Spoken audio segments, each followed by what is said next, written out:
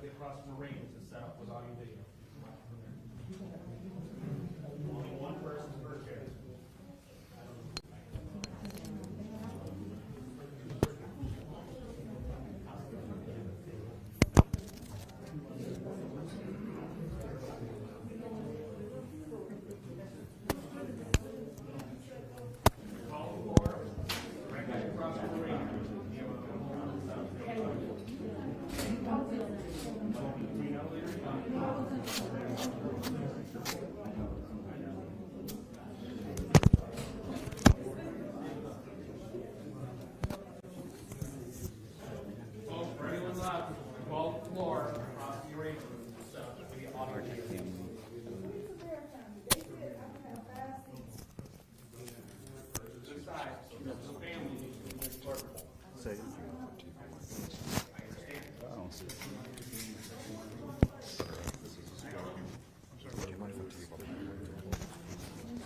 Once the seats are full, we are full. You can't have two people in one seat. Both floors set up for audio video.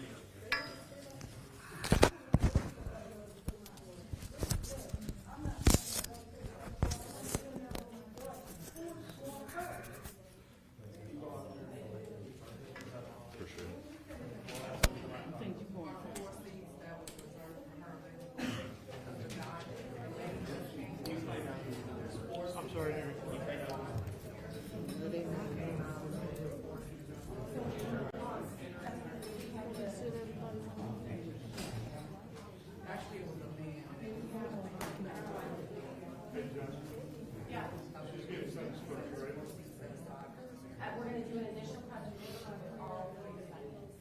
And then Ms. Hyde will be first, then Mr. McLoyd, then Mr. McLoyd, or Ms. McLoyd. But you're taking a break between each, correct? That's my understanding.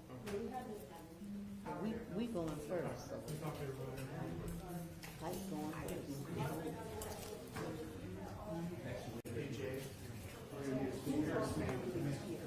Everybody. Height. She's going first. Yeah, but they're gonna have a short screen at one time in the beginning, and then they're gonna do it. So not allowing some seats for the other families to also come in, because we're gonna have everybody initially. Okay, but they're gonna do height first, right? Okay, so here's the situation. Who is on here for height? We're gonna do three. We all here for height. Okay, so for the initial presentation, there can only be 3 people per defendant. So 3 of you can only stay in the courtroom at this point, and then when it's Ms. Height's turn, then we can reevaluate and more of you can come in. But at this point, there can only be 3. Okay? They're not speaking yet. So you can stay here. You're the grandmother. You can come, yeah, so there'll be 3. Sit down. There'll be 3 for each per defendant for right now for the initial presentation. And then once the sentencing happens, we can have more people come in. But for the initial presentation, there can only be 3 per defendant, okay? All right, thank you.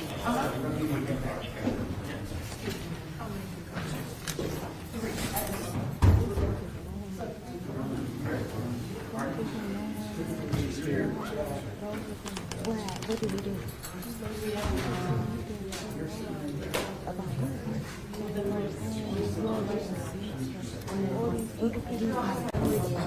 We gonna work on that. You focus in on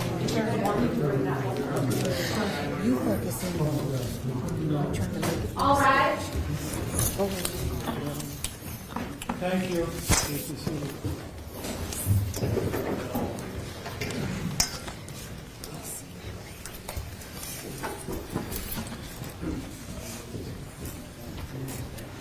Folks, please declare yourself in.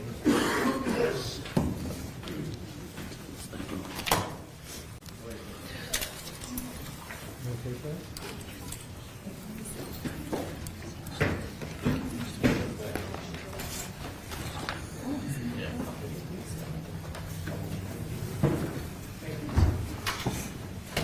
So we are on the oral record in 3 cases, all of them set for sentencing. In 669-261, there are 3 defendants, Jada Height, Jermaine Hagwood, and Tamara McLoyd. That case involves a series of aggravated robberies committed in essentially November and December 2021. I may refer to that by shorthand as the aggravated robbery, the joint aggravated robbery case. We're also here on 669-473. That case involves the Christmas 2021 aggravated robbery of Rafael Hernandez. The single defendant there is Tamara McLoyd. And then we're also here on 666-570. That case involves the New Year's Eve 2021 aggravated murder of Shane Bartek. The sole defendant there is Tamara McLoyd.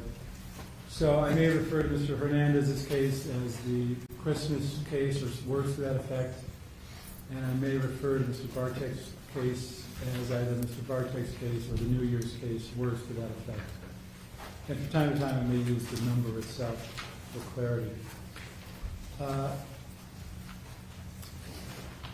What I would like to do is this. First of all, each defendant will be separately sentenced. The evidence against them, the statements that may be made by witnesses today for and against them, etc., will all be considered separately and they will be sentenced separately. However, some of what will be done with all three of them individually is going to be redundant, and I would like to do that all at once. This involves essentially, first of all, hearing any presentation from witnesses or on behalf of the state of Ohio that applies to all three defendants. So, for example, one of the series of aggravated robberies was at a place called Happy's Pizza. There were 3 victims. If any of those victims wish to speak today, they should do so with all 3 defendants present, and so on. Once the state of Ohio has presented information that is jointly applicable to all 3 defendants in greater or lesser degrees,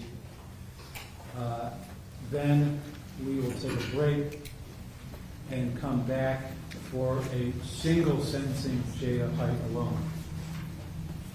During Ms. Height's sentencing, to save resources, I will not ask Mr. Hagwood and Ms. McLoyd to be here. Obviously, their counsel are welcome to be present during that, although we might be offered an opportunity to speak during that portion. Ms. Height will then be sentenced, taking into account any individualized presentation by the state of Ohio or her counsel. After Ms. Height is sentenced, the same with Mr. Hagwood alone, and after Mr. Hagwood is sentenced, the same with Ms. McLoyd alone. I'm going to ask if the state of Ohio would either have one counsel introduce all the state's participants, or if you just introduce yourself on the oral record one by one, beginning with, I suppose, Ms. Bulow, since she is closest to the edge of the table. Thank you, Your Honor. Assistant Prosecuting Attorney Mallory Bulow. I will be handling 669-261. Okay, and next, Mr. Martinez. Thank you, Your Honor. Mike Martinez, State of Ohio. I'll be co-counsel on the aggravated robbery case. Thank you. Judge Kevin Filiatro, Assistant Prosecutor, Lead Counsel on the homicide case. Good afternoon, Your Honor. Andrew Rogalski, Assistant Prosecuting Attorney, assisting Mr. Filiatro on the homicide and state robbery case. And your representative, Mr. Filiatro.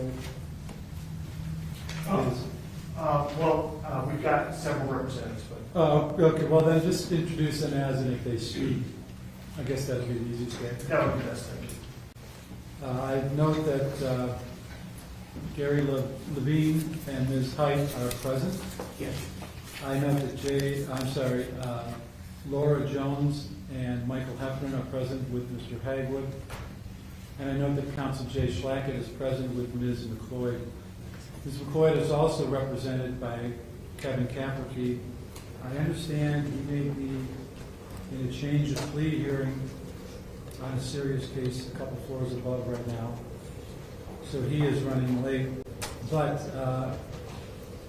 I have every confidence in Mr. Slackett, correct me if I'm wrong, that during what I would call the joint presentation, if any, by the way, I mean, I'm assuming that the prosecutor is going to take advantage of that, but during the joint presentation, your presence will be sufficient, and by the time we have an individual sentence of Ms. McLoyd, I have every reason to think Mr. Caprick will be. That's fine. And then there's some fair number of supporters for various parties. Let me ask the state of Ohio, as best as possible, are the people that you wanted to be present, were they able to find a seat in the courtroom? Judge, if I could. Or on the 12th floor? Right, so there are several folks here on behalf of victims, witnesses, et cetera, in all of these cases. What we propose to do is, in fact, for instance, there are several members here of the Bartek family. They're not in the courtroom at the moment. We will come in when it's that time. So I think that's how we decided to handle that. Okay. But other than people you might intend to call, especially for what I call the joint part sentencing, have, let's call them supporters, been able more or less to find a seat in the courtroom or on the 12th? I think so, yes. And the same question for you, Mr. Levine, for Ms. Height. Your Honor, there are several family members who are here, but they secure a seat here. We understand why two of them are in here. Do you expect they will be witnesses or they're present for remorse? Both. Two of them are here to give testimony, and there's family for support.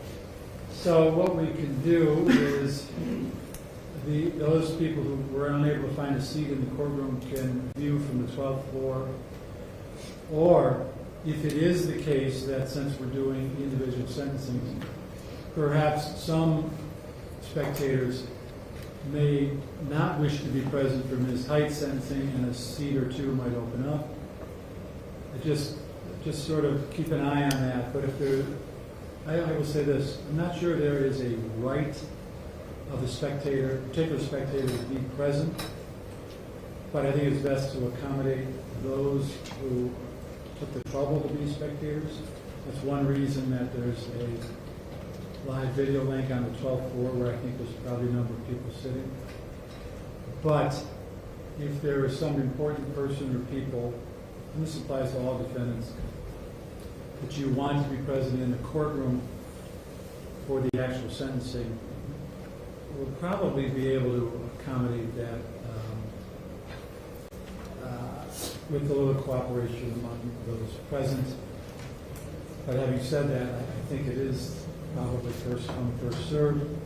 But keep an open line of communication with your opponents at the prosecution table and with your co-defendants. And as we shift from defendant to defendant, maybe the spectators can shift as well. Thank you. And so I guess I would say the same applies Mr. Hagwood, Mr. Heffernan, and Ms. Jones, and the same applies Mr. Schlackett and Ms. So before I hear from the state of Ohio with what I would call a joint presentation, there's a couple things I want to mention that do apply to each defendant and that probably shouldn't have to be repeated today. So, Ms. Height, Mr. Hagwood, and Ms. McLoyd, all of you are being sentenced to prison today. There is mandatory prison for each of you to a greater or lesser degree. The real question really is what is going to be the length of the prison terms. But all of you are also being sentenced for felonies of the first degree. So, first of all, each of you are advised that in imposing sentences today, I have taken into account the sentencing laws of Chapter 29 and 29 of the Ohio Revised Code, in particular 29, 29, 11, 12, 13, and 14. Additionally, except for Ms. McLoyd on the aggravated murder charge, if and when you get out of prison, you will have to serve 5 years of post-release control, abbreviated as PRC. Mr. Hagwood, I understand you are on PRC. You know everything I'm about to say, but I am still required to give you advisement. So upon your release from prison, you will have to be supervised by a parole officer for 5 years. During that time, you have to abide by whatever conditions he or she places on your conduct. If you fail in that regard, then the parole officer will have the authority to return you to prison without bringing you to court for a maximum of 1/2 of your original sentence. Also, during the period of post-release control, if you should fail to report to the parole officer as ordered, then the prosecutor may charge you with a separate felony under the criminal code known as escape, where you will face additional prison time if convicted. My final advisement to you about PRC is that if the time were to come when you are out of prison on this case or any one of these cases, Ms. McLoyd, and you're on PRC and then you committed a felony, when you're sentenced for such new felony, you can get an extra prison term as a punishment for violating PRC that is equal to the greater of 1 year or the number of years you're going to have remaining on post-release control. So that does apply to all of you. Additionally, all of you have a jail credit on your sentence, and I want to spell that out now so that if you believe you're not being given enough credit, we can decide that at this hearing. I will go in the same order. Ms. Height, by my calculation, you have 29 days of jail credit as follows. November 4 through 9 of 2021, December 21 of last year, a single day, March 3rd through 17 of this year, 15 additional days, June 3rd through 7th of this year, another 5 days, and August 4th and 5th of this year, another 2 days for a total of 29. Mr. Hagwood, I believe your jail credit is 266 days as follows, January 5 of this year through today. And Ms. McLoyd, I believe your jail credit is 270 days through today, namely January 1 of today, of this year through today. So those are the jail credits that each of you, I believe, is entitled to. If it's controverted, please let me know. Finally, for all of you, when sentences are imposed individually this afternoon, in addition to taking into account the things I've already mentioned, particularly sentencing laws, I'm also considering everything that has been filed in paper. This includes a pre-sentence report for, as I recall, all three of you. It includes sentencing memoranda filed by the state of Ohio, and I think each defendant, there may have been one defendant who didn't file one, but I'm going on memory. The point is I've read everything that's been filed, and I'm taking all of that into account. So, with that introductory matter done, does the state of Ohio wish to make a presentation that applies in greater or lesser parts to all three defendants? Namely, really 669 and 261. Thank you, Your Honor. Most of these issues being addressed apply to both Ms. Lloyd and Mr. Hagwood. However, one of the issues, there are two issues. One applies only to Mr. Hagwood, and there's one that applies to all three. I'm going to start with the issue of merger. In the Happy's Pizza robbery, Mr. Hagwood and Ms. McLoyd were convicted of aggravated robbery, kidnapping, and felonious assault. There were 3 different victims. They were found guilty of 3 different aggravated robberies and 2 kidnappings for 2 of the victims and a felonious assault on one of the victims. The state would argue that these charges do not merge.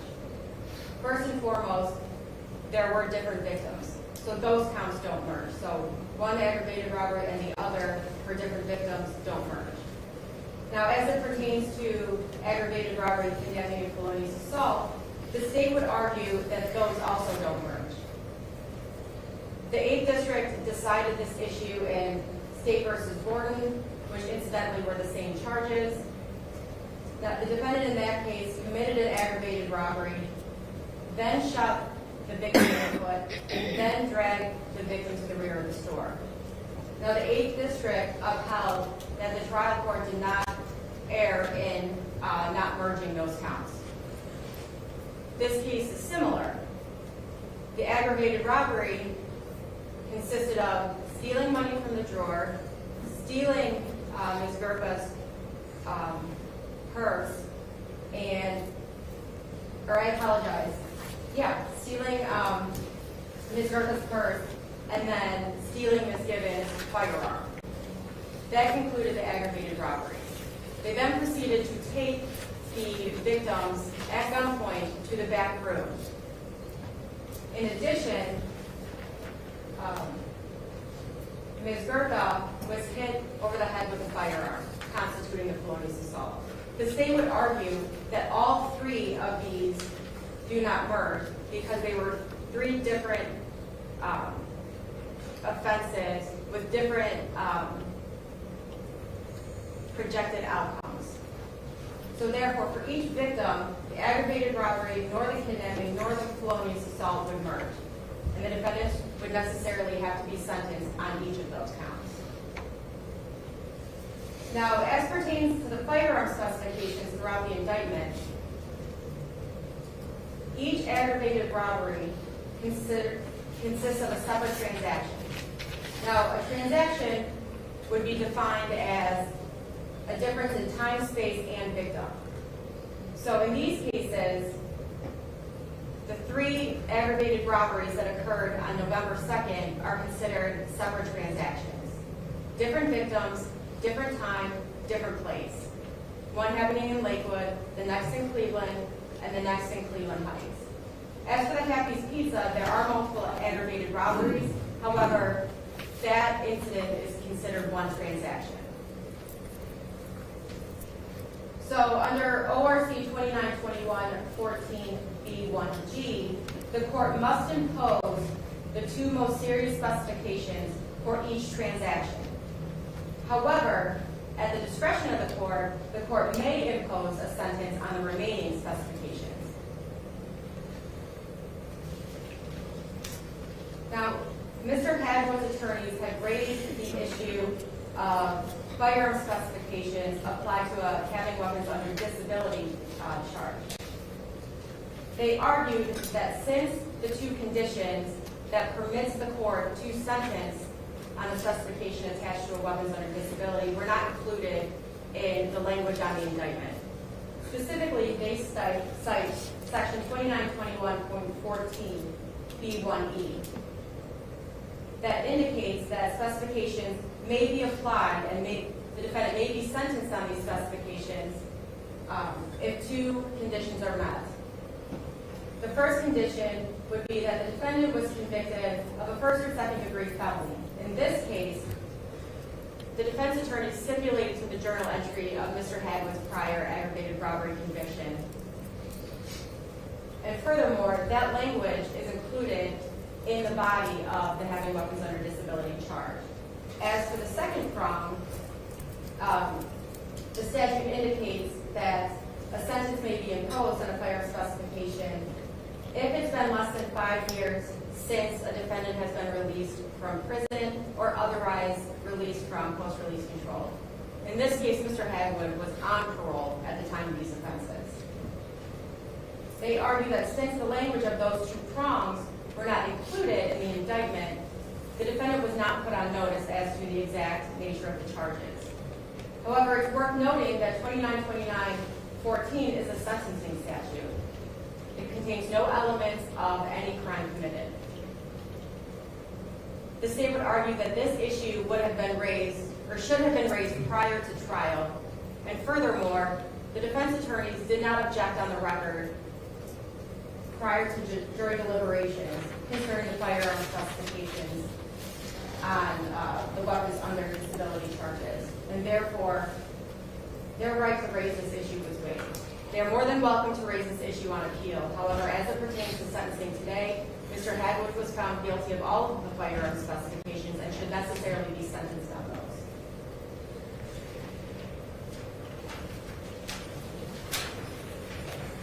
The state also argues under State versus Atkins that firearm specifications from different transactions must run consecutive. So for each of those different transactions, I believe there are 6. Any firearm specifications that apply to each of those transactions that would be imposed by the court, all of them must run consecutive.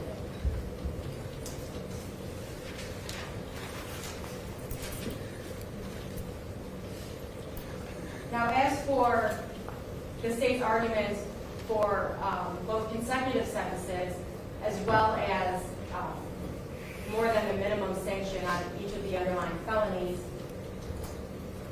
the state would cite 292911B, which indicates that the court must impose a sentence that does not demean the seriousness of the offense and the impact it had on the victims, and furthermore, should be consistent with similar crimes. 292911A indicates that the court must consider the extent of the punishment or the imposed sentence by considering protection of the public from future crime by the offender, to punish the offender, but also at the same time impose the minimum sanctions possible to achieve this end. Now, as far as the seriousness of the crimes, the more serious the conduct would necessarily indicate that it would not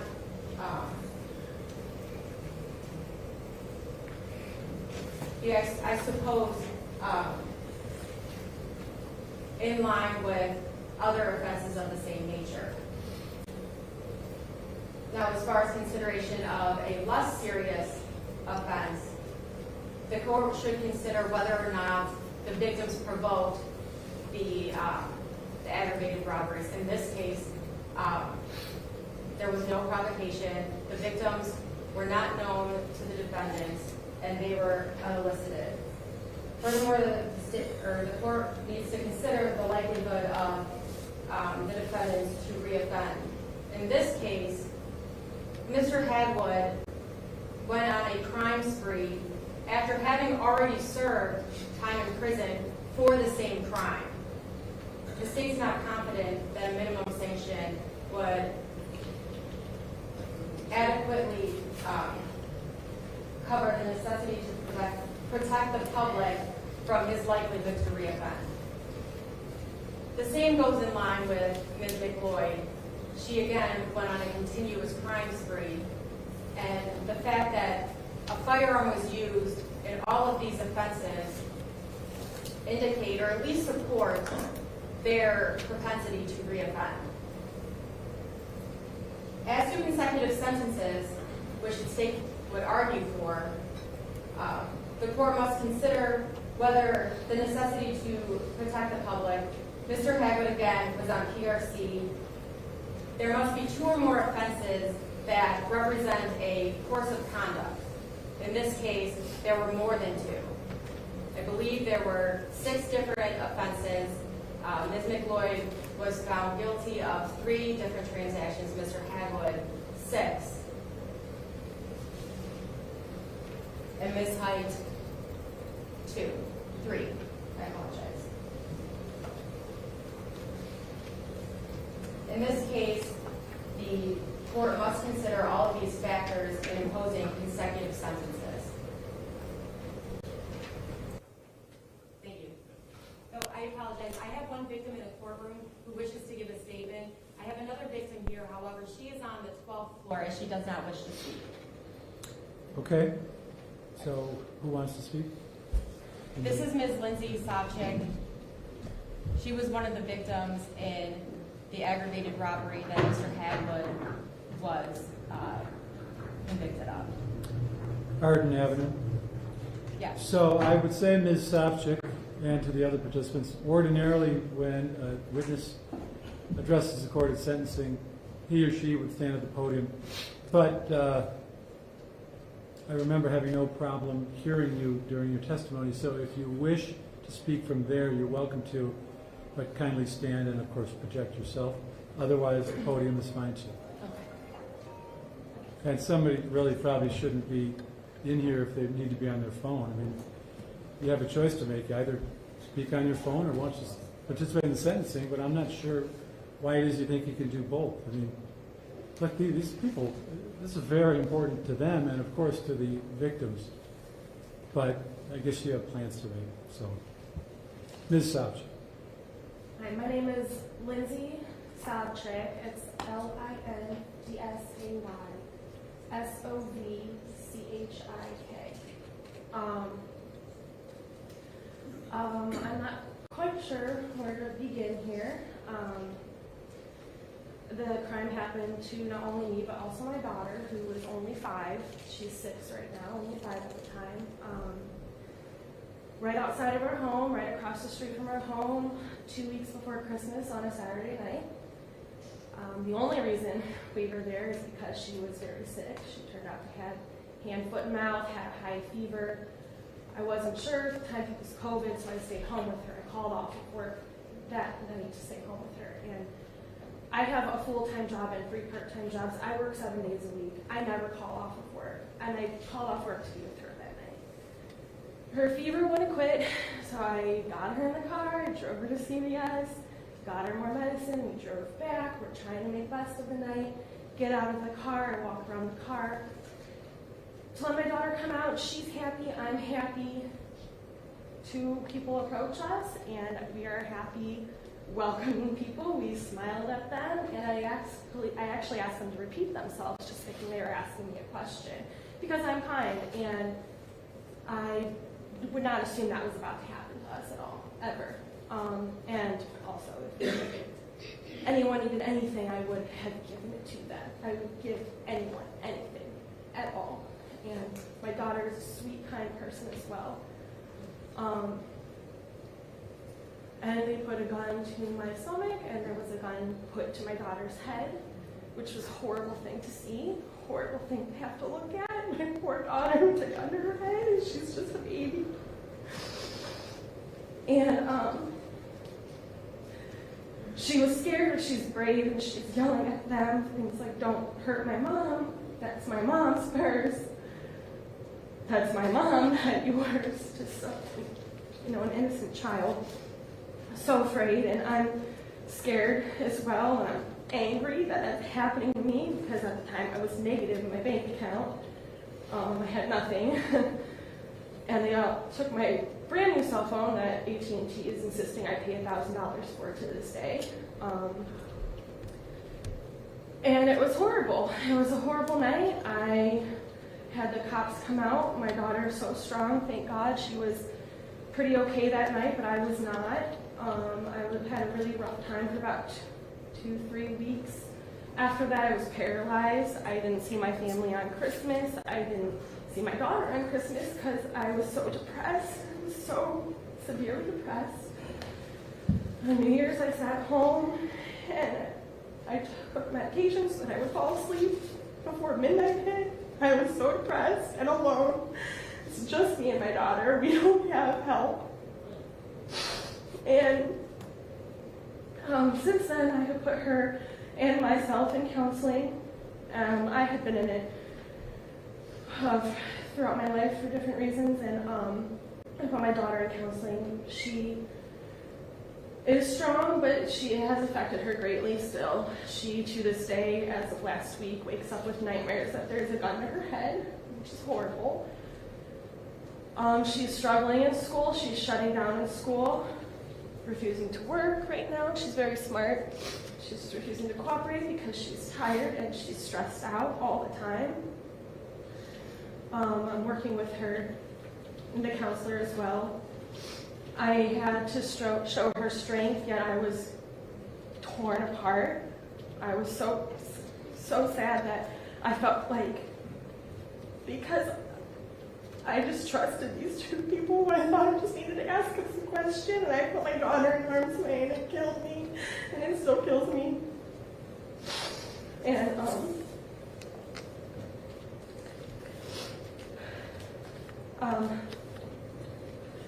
we are doing well overall, but it will continue to be an issue, especially with my daughter. Like I said, we don't have anyone. She doesn't have a father. Has never met her. No child support, no family involvement. She has a small support system. Not that it's not strong, but it's small. It's going to take a while. She's even afraid of cars that look like the car they were in that night. And if anyone walks up dressed in all black, she's afraid of these people, and it's terrible. You know, it robbed her sweet kindness from her. It took from me my openness, really. So I think that's probably all I have to say right now. Just trying to keep it together, and I wanted to just really be a voice for myself and for my daughter. Before you sit down, Ms. Savchik, Ms. Bulow, is there anything that you wanted to elicit from the witness that she hasn't covered yet? No, Your Honor. Do you have anything in the nature of a cross-exam Ms. Jones or Mr. Heffernan, recognizing she wasn't under oath? No, Your Honor. Same question, Mr. Flagg. No, thank you, Your Honor. And I'll offer to Mr. Levine as well. I don't think Ms. Height was convicted of this one, but That's correct. any questions for me? No. So, Ms. Savchik,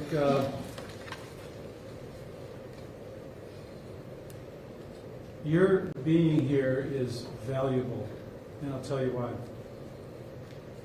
Oftentimes in this courthouse, my colleagues and I, and the prosecuting attorneys and defense lawyers, have so much going on that sometimes we have hearings like this that are perfunctory.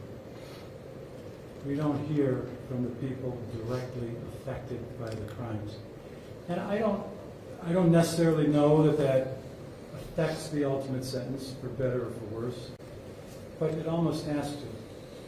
When we see and hear you, it makes plain the effect that this conduct of these people had, not just on you, but on anyone else they victimize in the same way. Obviously, people experience things a little differently, but you have articulated well, forcefully, and compellingly what happens to a person when another person commits an aggravated robbery by pointing a gun at them. And I imagine you have learned what happened about a month later. So that brings it all home. The other thing I will observe, I don't know if you have heard, but some other, they're actually young women like yourself, all of them I would say, except Ms. Lyons, she's a little older, who were victimized, including you.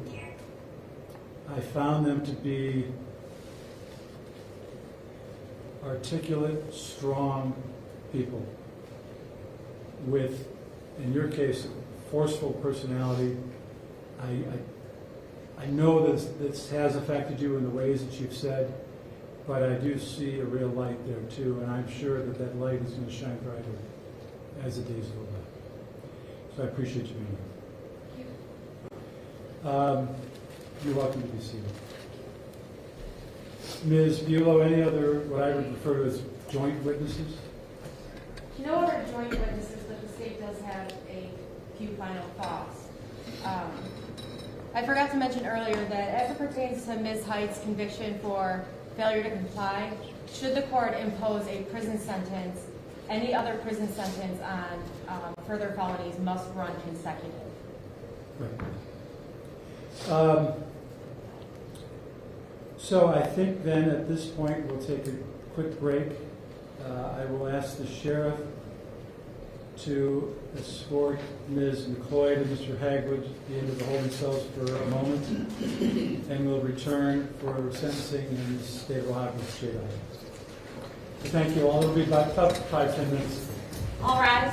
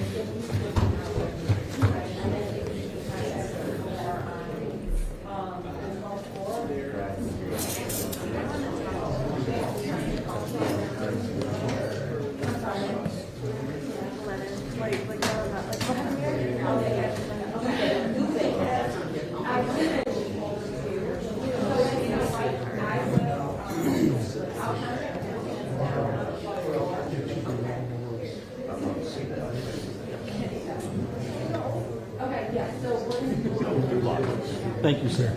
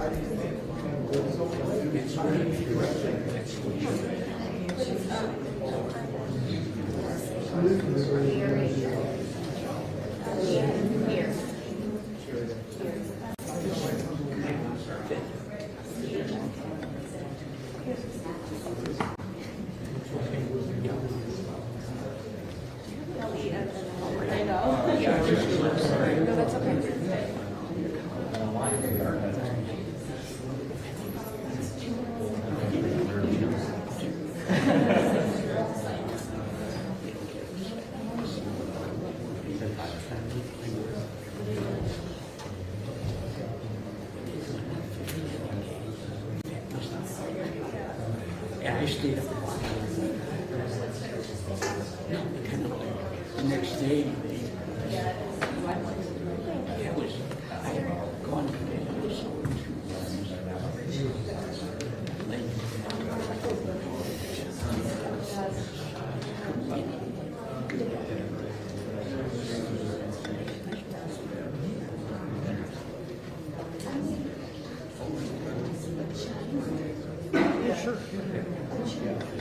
Excuse me. I represent Height. Her mother does not want to be there for whatever reason. I appreciate that. There's stuff going on, as you could understand. I appreciate it. I said, they usually don't.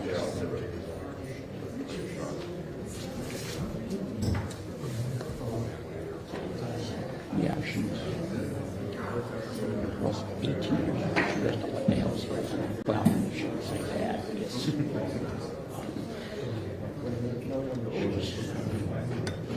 So tragic.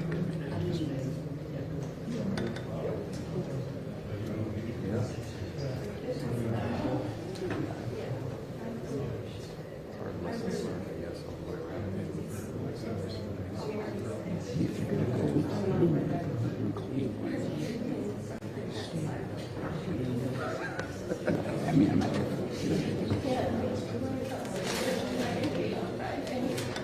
We hope everybody gets that. Stay out of way.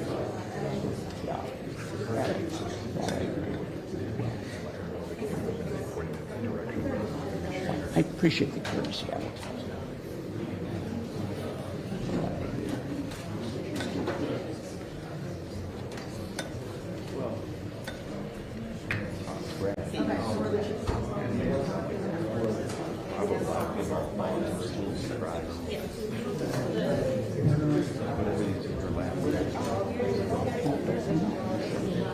Yeah, no, I've got the others. It's just that one. The others I can pull up like. I couldn't find the charge or I should. Oh, I was really worried.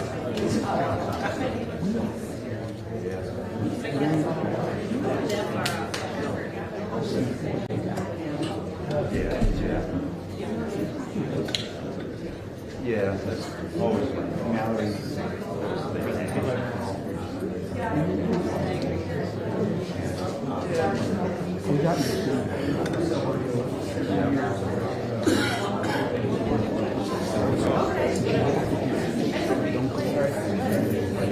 Oh yeah. We went out last year. Like a high school football game? Yeah. We went there once. It was not. Yeah. Yeah. We gave up one that Chinese food. You can always order it to go. Not the same. True.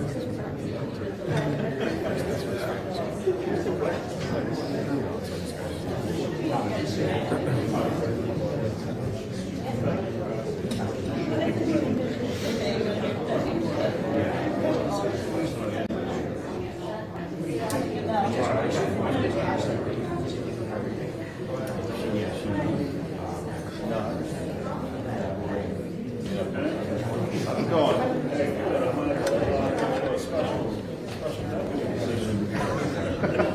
I don't want to spend that much time down here. This is it?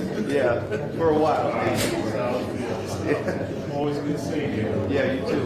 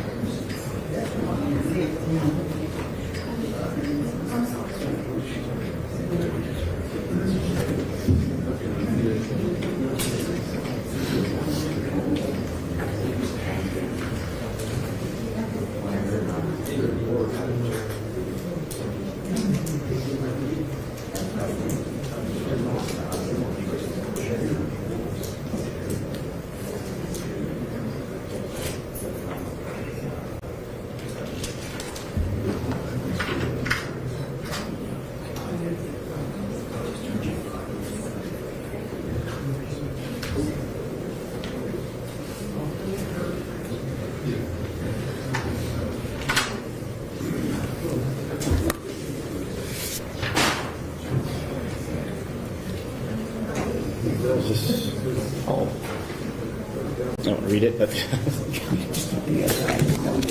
I would know it. You probably couldn't read it. If it was my handwriting, you couldn't read it.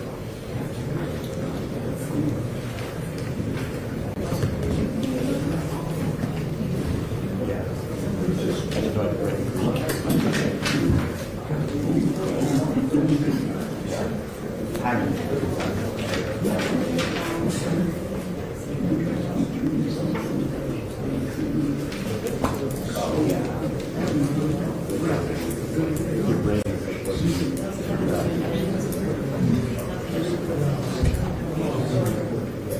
So just a reminder, please make sure your cell phones are either powered off or on silent.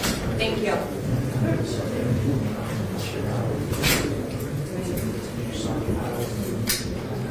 All rise.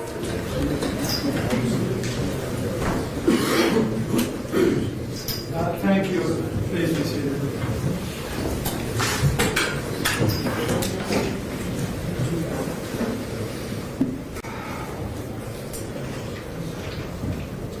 So we are back on the record in the state of Ohio versus Jada Height. All participants remain present. Before I turn to the defense, Mr. Rogalski, is there anything additional that the state of Ohio wanted to present now that is peculiar to Ms. Height's case? Or the case? Your Honor, I'll defer to Ms. Bulow now that she's in the courtroom. Thank you. So, Ms. Bulow, anything additional from the state of Ohio on Jada Height alone before I turn to Mr. McLoyd? The state just wants to make known to the court that Ms. Height did take responsibility in this case. She pled guilty to 4 different aggravated robbery transactions. 2 of them carry 3-year firearm specifications, so the state would again impress that the court impose those firearm specifications consecutively because they do apply to 2 separate transactions. As to Ms. Height's role in these robberies, she was the least culpable of the 3. It appeared that she, most of the time, was simply the driver. That being said, it's the state's understanding that Ms. Height is more of a follower and not necessarily the leader in these cases. Thank you. Thank you, Ms. Bulow. Before I go any further, after Ms. Sopcich spoke, I just want to make it clear, the only person found guilty of any charges pertaining to Ms. Sopcich was Jermaine Hagwood. I think I may have said or implied that Ms. McLoyd was found guilty on one of those counts, but I don't believe she was. Anyway, Mr. Levine. Thank you, Your Honor. May it please the court, counsel, and spectators. Your Honor, first, I want to express my appreciation to the state, Ms. Bulow's remarks that among the 3, while she is culpable, she is in the hierarchy of this case the one who is less culpable than that are co-defendants, and that is reflective of the discussions I've had with the state throughout these proceedings early on. Your Honor, early on there were discussions between myself and the state, primarily Mr. Meyer, trying to resolve these cases in a way that would be reasonably satisfactory to the state and to the defense. Obviously, these are very serious, just the cases that she was indicted and that she entered pleas on. And I do agree that, thank you, I do agree that my client is a follower rather than a leader. And we did plead I think early on during the state's case in chief, my client was not desirous of going to trial. We informed the court of that, and we did try to reach a resolution. And I did explain that even though some of the actions that were attributed to Ms. Height in the indictment and discovery, I tried explaining that her exposure as a principal offender was there, but more likely under a theory of complicity, and explain that akin to somebody renting a rental car or stealing a car provided to someone who robs a bank. You're on the hook, in for a dime, in for a dollar. So in looking at the pre-sentence report, I do agree that she was a follower, primarily was a driver, and I can relate to the court from a whole lot of discussions and my review of the discovery that my client, with respect to the Happy's Pizza robbery, was unaware what they were going to do, and the co-defendants basically brought her along. Again, well, they had just come from victimizing Natalie Pape in Lakewood. She didn't. No, I don't believe so. I think it was after. Yeah, that's what I said. Oh, you're saying Pape was second after pizza. I think the pizza place was second, but yeah. In any event, I interrupted you. No, that's fine, Your Honor. Again, I'm just recalling the voluminous discovery. Your Honor, to my knowledge, she has no adult record. She has had some contact with the juvenile system, but by all accounts, she was living a law-abiding life up to the moment she got into the car with the co-defendants. She presented, I recall, during one of the bond hearings, that she was very proud. She had just gotten her diploma, graduating high school. She does not appear to be involved in formally any kind of gang. She comes from a family that, as evidenced by people have showed up to support her. She's very close with her mother. Her mother works in the medical field and will, with the court's permission, speak in her behalf. The actions attributed to her in this case do not suggest while serious, do not suggest someone who was planning to evade law enforcement, with the exception of taking off when she was. I understand. Big exception. No, I understand.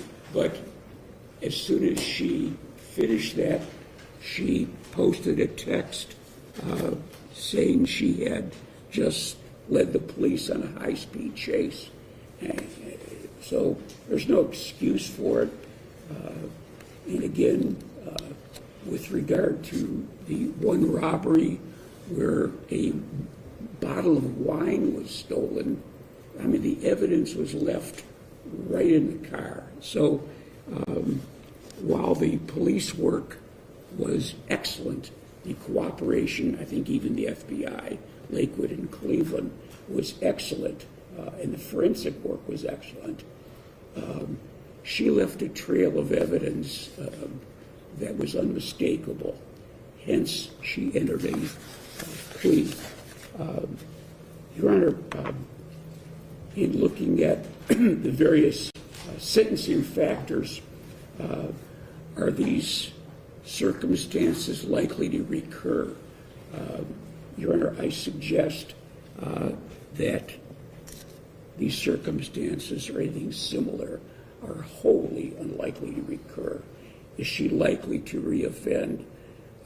Your Honor, I believe my client has learned a very tough lesson. She does appreciate the harm she caused, although the victim that spoke a few minutes ago was not involved in her case. I think she really does appreciate how serious, and it could have a lifelong effect. And I do think that she understands that. And again, the quote, plan or scheme was, I don't think she had any part in formulating, even if it was on an ad hoc basis. And that's what I suggest. She went along with it. She should have bailed. She should have disavowed. But following her arrest, she was cooperative. And I think most importantly, Your Honor, she has genuinely accepted responsibility, has acknowledged the wrongfulness of this serious conduct, and given her relative youth and lack of criminal record and the family support she has, community support, I would respectfully request that the court impose the minimum statutory sentence. And I don't disagree that the fleeing case does have to be served consecutive when there's a prison term. I would ask the court to impose that on the minimum side. I believe that would be 6 months on the F4, 6 to 18 months. And to impose on the low end the substantive robberies. Again, Your Honor, she accepts her responsibility, is on bond. She showed up, which doesn't always happen for sentencing. I know there were a couple of glitches while she was on bond. My recollection... Well, she's speeding down 260 with a big bag of dope in her car, as I recall. And then there was another one. I can't recall the details of the other one. That's the one that sticks in my mind. I could be wrong, but I think that's the gist. I don't recall anything like that. There was some back talk with a police officer. Her sister was driving a car. I know, but I think the cop stopped her because she was speeding, and then he or she, I don't remember whether it was a man or woman police officer, noticed a substantial amount of dope in the car. Yeah, I don't recall anything like that, but I'll defer to the I mean, I could be wrong, and she's not being sentenced for that. But no, I only mention that because she was not without incident. So no, and the other violation was, and I purposely do not provide addresses of victims, even though I received that in discovery. That is not disseminated for obvious reasons. But she was at an RTA bus, and the bus went through an exclusion zone, and she was taken into custody on that. But other than that, Your Honor, she's been tending to her medical. She has been working. Once they found out about this case, I think she was working Amazon. They terminated her. So basically, she's a young person without any criminal records, any record. And if you can start a criminal career, this is a bad place, bad thing to do. So I'd ask the court to temper court's judgment with a degree of mercy in recognizing that she did plead guilty, and as counsel remarked, among the three, though not worthy of punishment or not deserving of punishment, is the least culpable of the three defendants. So with that, Your Honor, I do have her sister and her mother here to offer some support. You want to come up, please? I would say one at a time, if you don't mind. Oh, sure. No. Why don't you come over? Tell the judge your name and speak up. Good afternoon. Good afternoon. How do you do? I'm all right. I'm Janaya Height. Hold on. Janaya? Janaya, Janya. Janaya Height. Good afternoon. What do you have to say? Did you write down something? Yeah. She wrote out a statement. She was-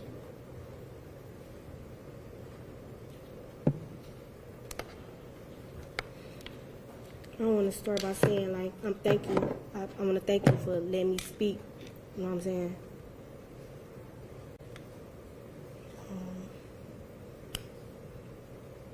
I've been dreading this day since it became a matter.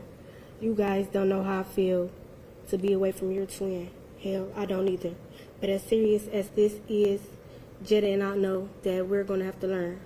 I know that this experience has taught us a lesson. Jetta is the glue that holds our family together. I know that she is remorseful and has been towards being more positive. In closing, I want to ask the court for mercy during this sentencing. Thank you for your time. Thank you. And before you step down, Mr. Levine, is there anything else you wanted to elicit from the witness that she hasn't brought out? Okay, you have lived with your sister all these years, Yes, all my life. all your life. You close with her? Yes. Have you seen her use drugs or drink a lot?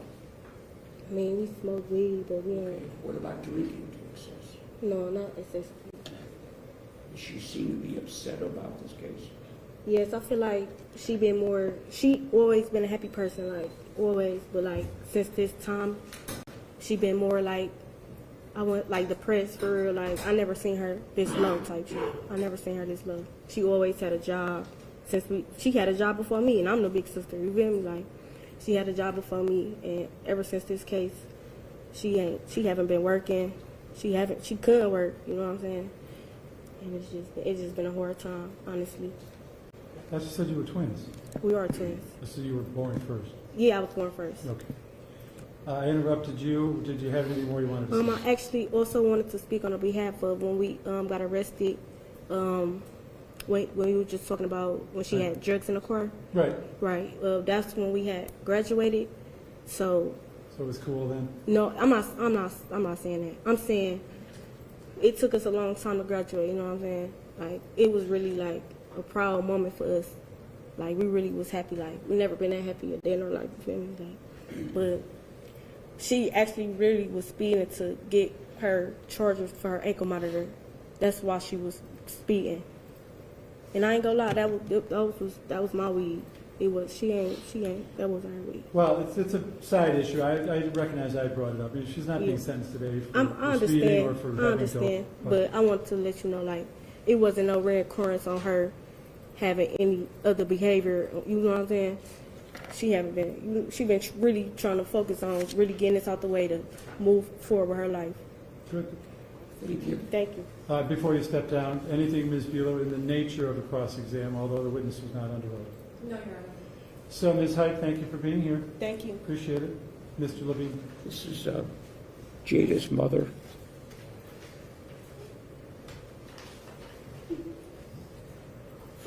The judge. I'll give you a minute, ma'am. When you are ready to speak, we do need to know who is present and speaking, so make sure you let us know your full name, and I'll be happy to hear what you have to say.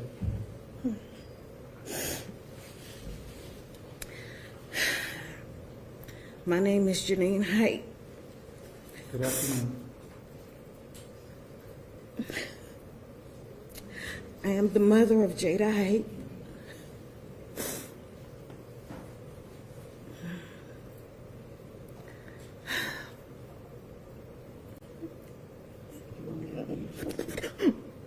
Ms. Height, you'll have all the time you need. You okay? No. Let me read it for you. Your Honor, we had started. I'll read it. All right. Come on, take a deep breath and do it.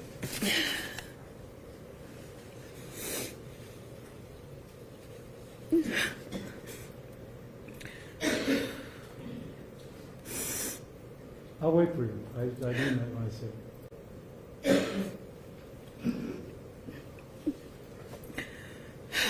I have been employed for over 15 years as an administrator. Please accept my character witness reference on behalf of my daughter. Before I start, I want to send a sincere apologies to the victims and healing energy for any trauma this has caused. I know she wasn't involved, but you're a victim. Jada is my youngest child of 4 children, and she is a twin. She was always so loving and enjoyed being around her family and friends. I could often depend on her to help care for her nephews. My daughter indeed strayed off the path that I hoped for her, but I remain convinced that she possesses the desire to learn from this experience. She has graduated out of high school and wants to continue a path of growth. She has a large, committed support system in me as well as our extended family.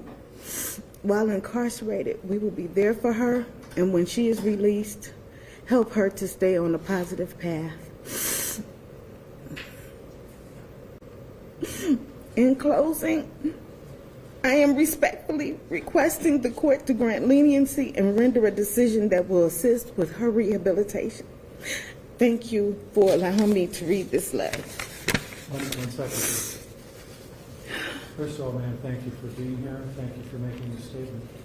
Second, I do want to ask your daughter's lawyer if there was anything else, information that you wanted you to mention here that you haven't mentioned already. So, Mr. Levine. No, Your Honor, I think this young lady has spoken from the heart, and I think she's made her point. Thank you. And Ms. Beulah, do you have anything in the nature of a cross-examination? No, Your Honor. So, Ms. Height, you are experiencing the nightmare that any parent might have. Doesn't matter how much you love them, no matter how much you try to provide for them, guide them, direct them. We can only hope not only that we're doing it right, but they're receiving it the right way. And a lot is out of a parent's control, and you are learning that in a way that frankly I wish you wouldn't. Not only for you, but obviously for the people that you victimized at the time. So you have my sympathies, you have my gratitude for being here today to speak for your daughter, and I wish you the best. So thank you, Mr. Levine. Thank you. Your Honor, there are other people are here for support, and I think would frankly be sort of cumulative. So with that, I know that my client is appropriately nervous, but would like to address the court. Jada, would you come on? So Ms. Height, Jada Height, the defendant, before sentences are imposed, do you wish to either make a statement on your own behalf or to present additional information in mitigation of punishment?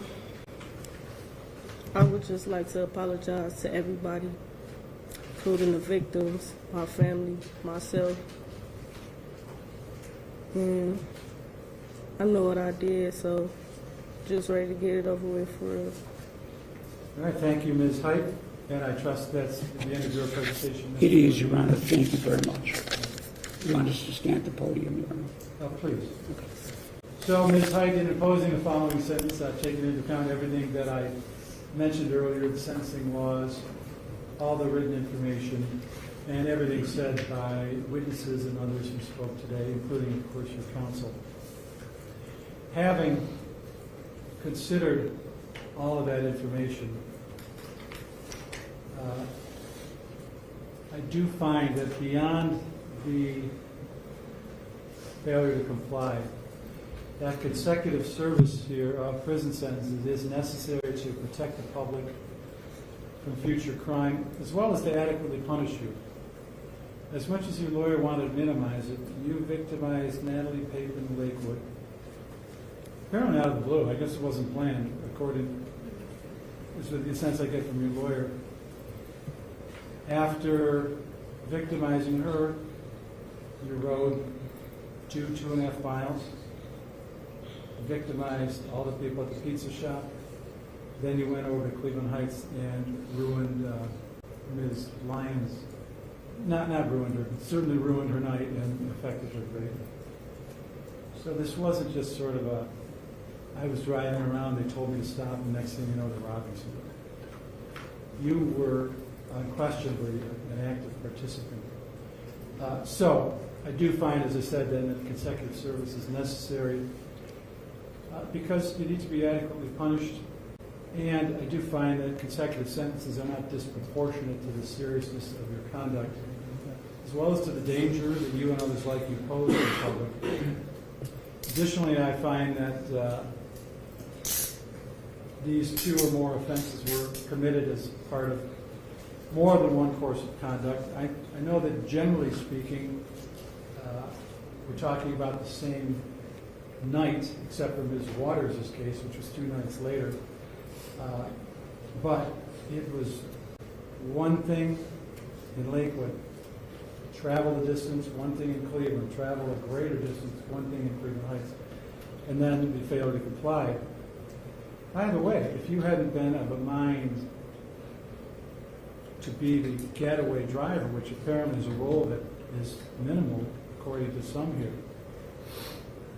if you had pulled over when the cops got you, well, all of your crimes had been completed by then, but several other crimes of your co-conspirators had yet to be committed, and you could have saved a lot of heartache and trouble for a lot of people.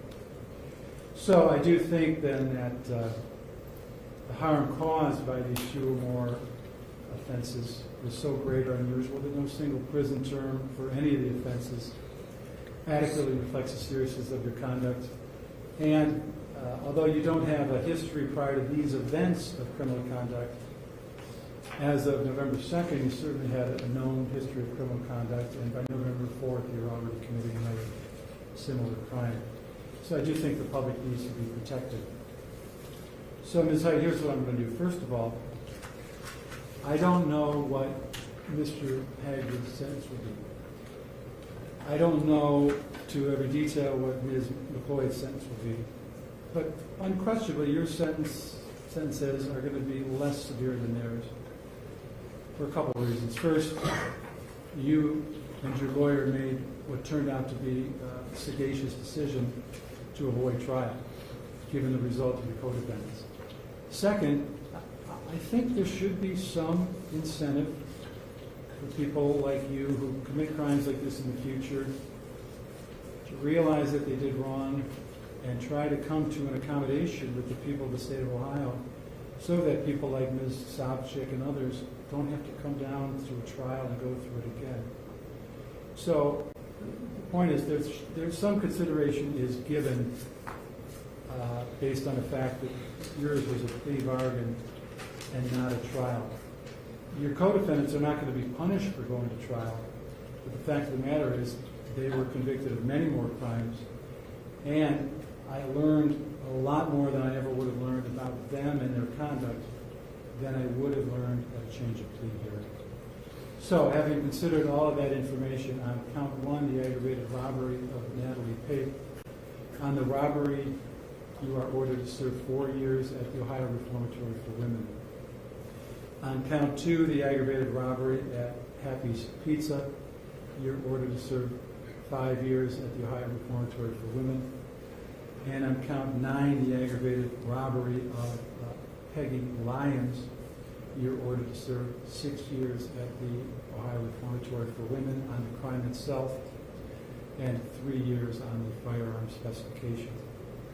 On count 10, the failure to comply committed right after the robbery on Ms. Lyons, you're ordered to serve 12 months at the Ohio Reformatory for Women. And on count 14, the aggravated robbery of Christina Waters, which apparently is deemed less severe because the only thing they grabbed was a bottle of wine despite sticking a gun in her face.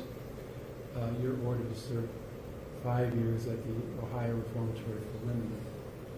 You are ordered, Ms. Height, to serve, first of all, the 1-year firearm spec on the failure to comply, prior and consecutively to the 12 months on that count. And then that total of 24 months is ordered to be served prior and consecutively to the 3-year firearm spec on count 9. And then everything else is ordered to be served concurrently. So this is really Ms. Height a total prison sentence of 11 years. You have the jail credit that I already mentioned, and you do have the right to appeal. Should you wish to appeal and find that you cannot afford appellate counsel, then appellate counsel will be provided by the state, as will the papers to prosecute that appeal. Let me ask the state of Ohio, are you seeking restitution? You haven't mentioned it, but I should ask. No, Your Honor. And second, in listening, Ms. Buelow, was there something incorrect about my addition here? Your Honor, I apologize. Are you running all counts consecutive? No. I'm running. I'm glad you asked, because I think something was off about my addition. I'm running, well, let's put it this way. 1 year on a spec, that's 1. 3 year on a spec consecutive, that's 4. 12 months on a failure to comply, that's 5. Then a total of 6 on all 4 of the aggravated robberies. So yes, I guess I am running the aggravated robberies themselves concurrently, but that doesn't make any sense because I've made findings. So I did overlook some addition there. So I misspoke, Ms. Height, and I apologize for that. You're ordered to serve counts 2, 9, and 1 concurrently, so that's 6 years basically for November 2nd, but you're ordered to serve the 5 years for November 4th consecutively. So what we're talking about is 6 plus 5, 11 plus 12 months, 12 plus 1 year, 13 plus 3 years, so 16 years. I apologize for the misstatement. Now, one more thing, Ms. Height.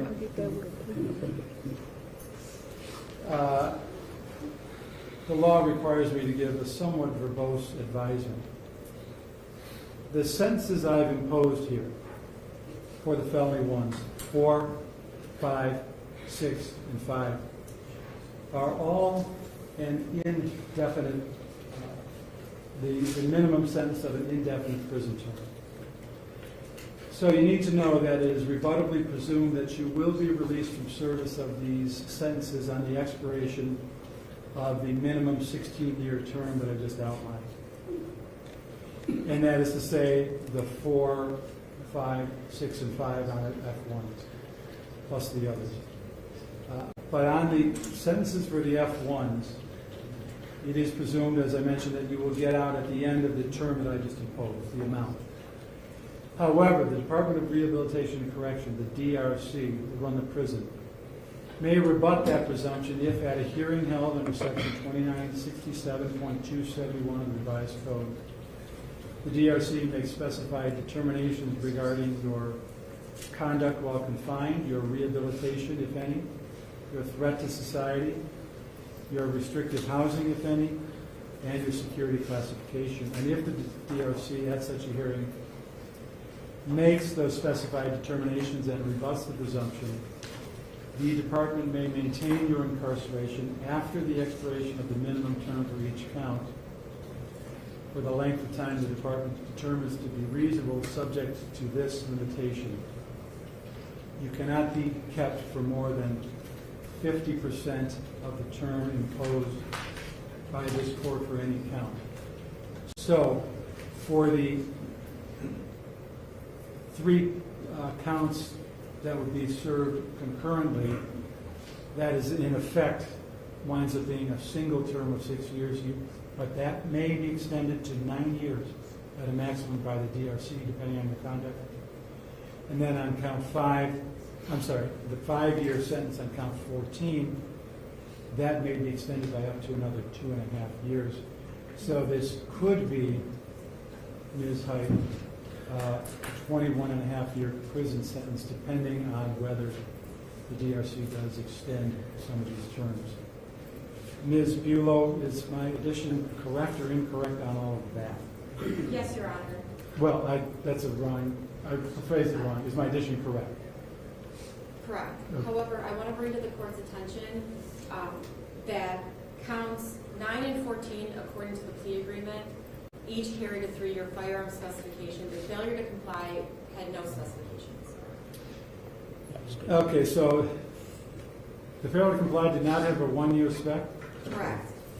And Okay. counts 9 and 14 both carried a 3 years. So we're looking at 6 years in firearm specifications. I'm going to say that I apologize, and I wasn't sufficiently able to decipher my own notes. Ms. Height, let me say this. The aggravated robbery on count 1, 4 years. Aggravated robbery count 2, 5 years. Aggravated robbery on count 9, 6 years plus 3 on the firearm specification. Failure to comply, 12 months, no firearm spec. And then the aggravated robbery of Christina Waters, 5 years on the count itself plus 3 years on the firearm spec. The firearm specs are ordered to be served consecutively to each other. So that is 6 years on the specs. So far, so good, Ms. Bulow? Yes, Your Honor. And then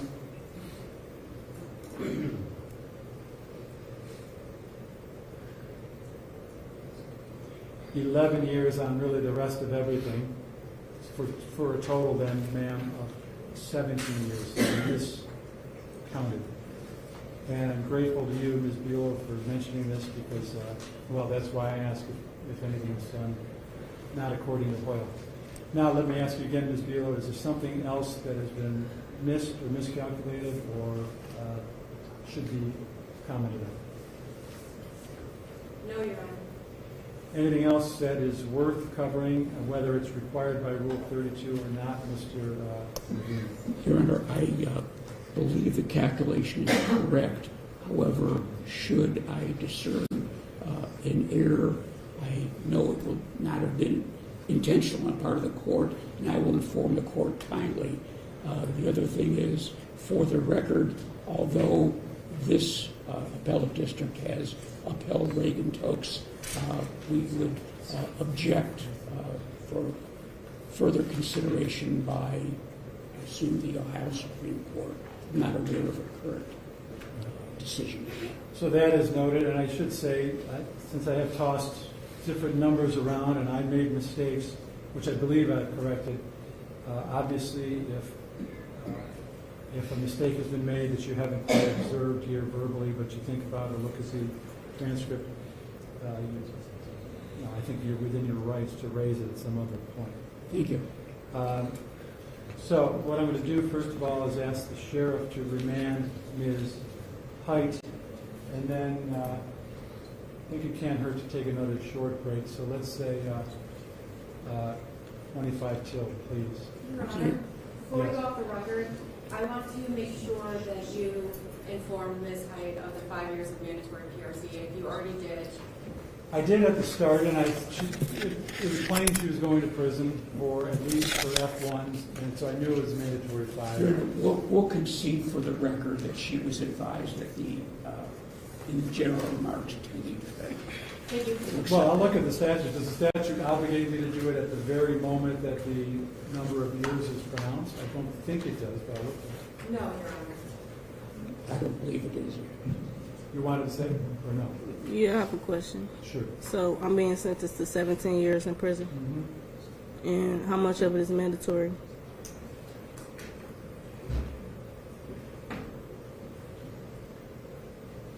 I think the answer to that is that's effectively 6. It's the specs. The specs, the others, there is a presumption that she... Right.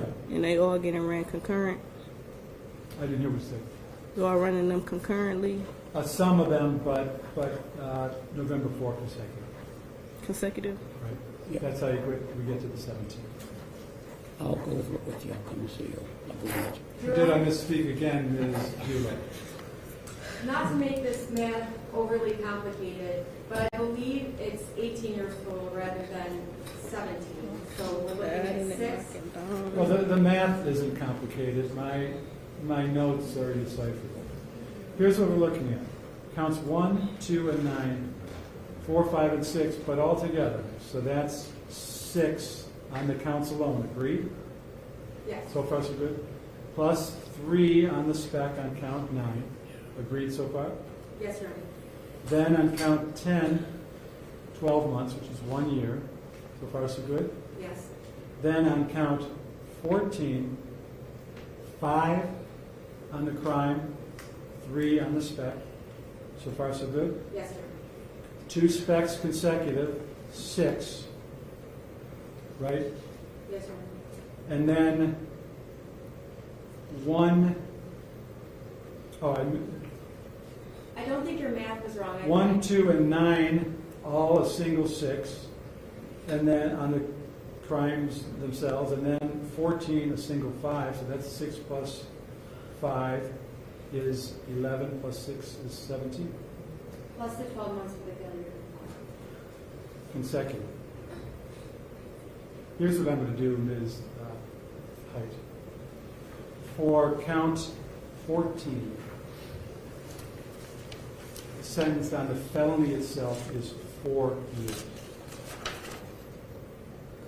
What that means is you can be kept by the DRC on that count for up to a total of 6 years, based on the environmental disclosure. But it does keep your net sentence at 17 years. Do you agree it has that effect, Ms. Bueller? Yes, Your Honor. Anything else for the good of the order, State of Ohio? No, Your Honor. Thank you. Defense. No, Your Honor, thank you. So at this point, let's just say 20 till. Thank you all, and thank you, Sheriff. All right.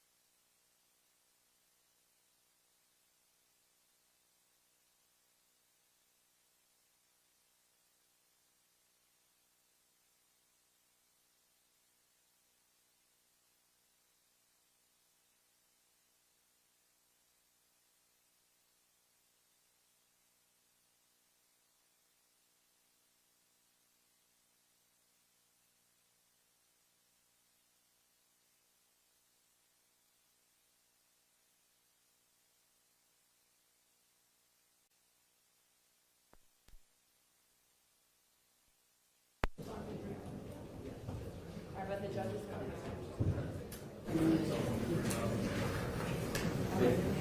What did you do?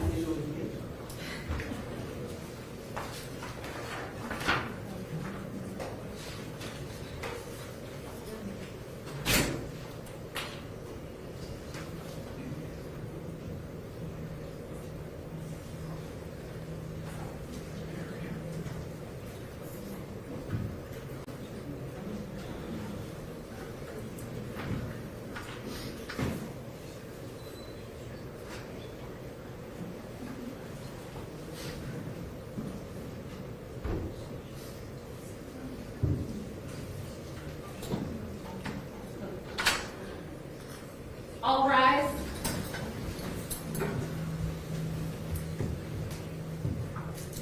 Thank you.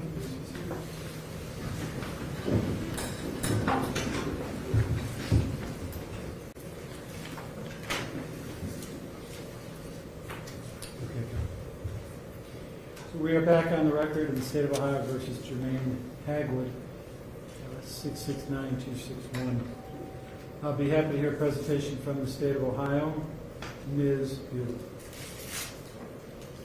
Thank you, Your Honor. First and foremost, the state's not going to belabor the issue of maximum felony sentencing and consecutive sentences, aside from urging the court to make findings. Now, I reviewed the briefs filed by the defense concerning sentencing, and I would like to address their contention that the having weapons while under disability counts should not contain firearm specifications. Now, again, 2929.14 is a sentencing statute. 2941.141 and 2941.145 contain the language as to the charges. The defense is trying to use the sentencing statute to assert that the legislature meant to add elements to an offense that they specifically left out in 2941.141 and 2941.145. 2929.14 indicates to the court when the specifications can be applied.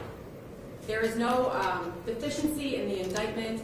The defendant was put on notice that he was being charged with these specifications. The issue was not raised before trial, and therefore they have waived their right to even make these arguments.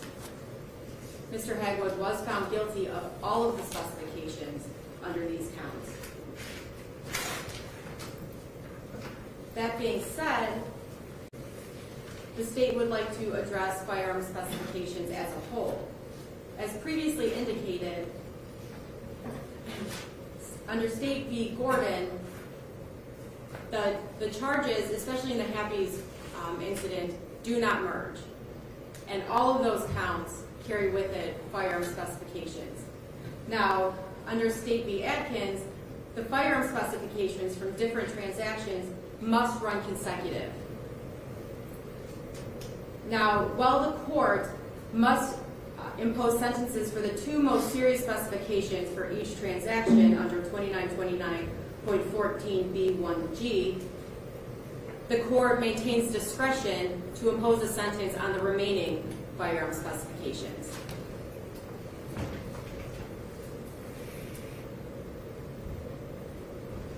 So again, with the Happy's pizza robbery, Mr. Hagwood was convicted of 6 different offenses, all of them carrying firearm specifications.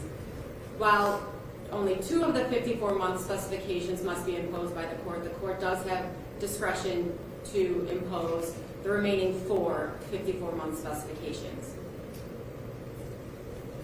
And again, under State v. Atkins, all of those firearm specifications from each of those transactions would run consecutive.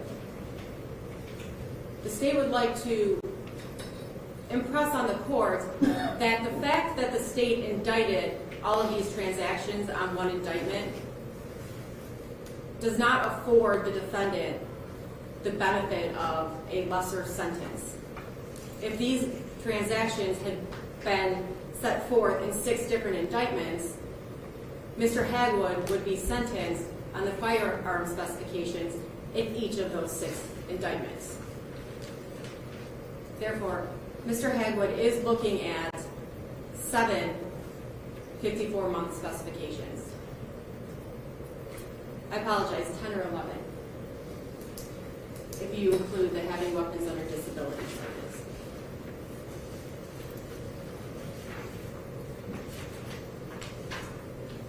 Thank you, Your Honor. Anything else, Ms. Bueller? No, Your Honor. Thank you, Ms. Bueller. Should I be addressing Ms. Jones or Mr. Huffman? Your Honor, myself and we also have John Martin who's also with the Public Defender's Office will both be providing presentations with regards to Mr. Hagwood. Mr. Martin did the sentencing memorandum, so he will address the legal arguments. Before he speaks, do you have a problem with multiple presentations, Ms. Bueller? No, Your Honor. Mr. Martin?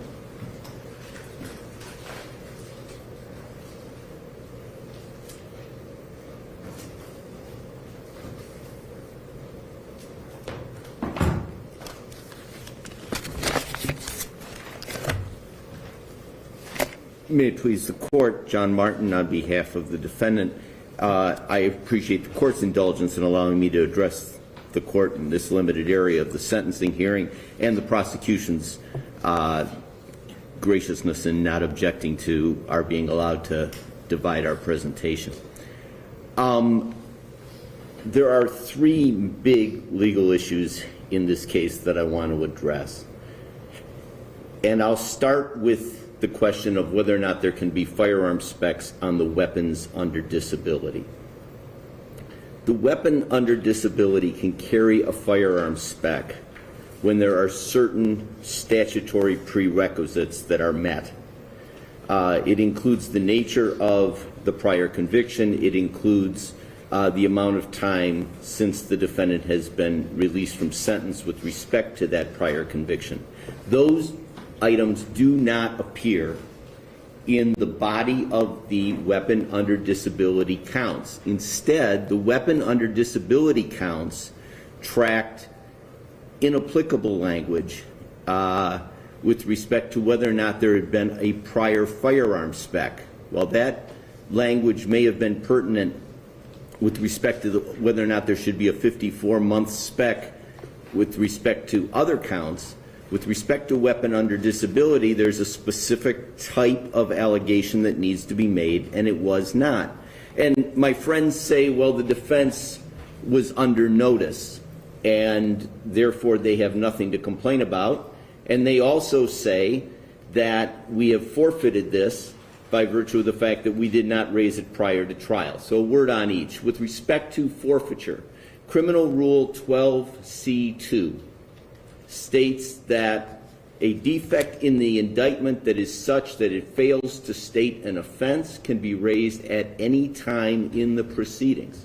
And so therefore we are timely with respect to this argument under 12C2, and that is not a problem. Simply put, the indictment in this case with respect to weapons under disability alleges a valid weapon under disability offense, but does not allege valid firearm specifications with that. It fails to state an, if you will, a valid specification, and that can be raised under 12C2 at any time in the proceedings. And it's not a question, constitutionally speaking, of whether or not there is notice. The question, although the indictment does not provide notice of the elements for the firearm spec that are required for a weapon under disability, so there is no notice in the indictment. But beyond that, the point of the Vitale case that we cited is not a question necessarily of notice, but also of the fact that the defendant has a right to have the grand jury find probable cause with respect to all the elements of the specification. And when you don't have an indictment that shows that all of those elements have been alleged, then you've deprived my client of his Article 1, Section 10 right under the Ohio Constitution to a right to indictment. And so it doesn't become a question simply of notice. Independent of any issue of notice, you have the fact that there is not a situation here where the grand jury passed on that which was necessary for them to determine probable cause. This grand jury never found whether or not my client had been out for less than the 5 years that is the statutory requirement and the like.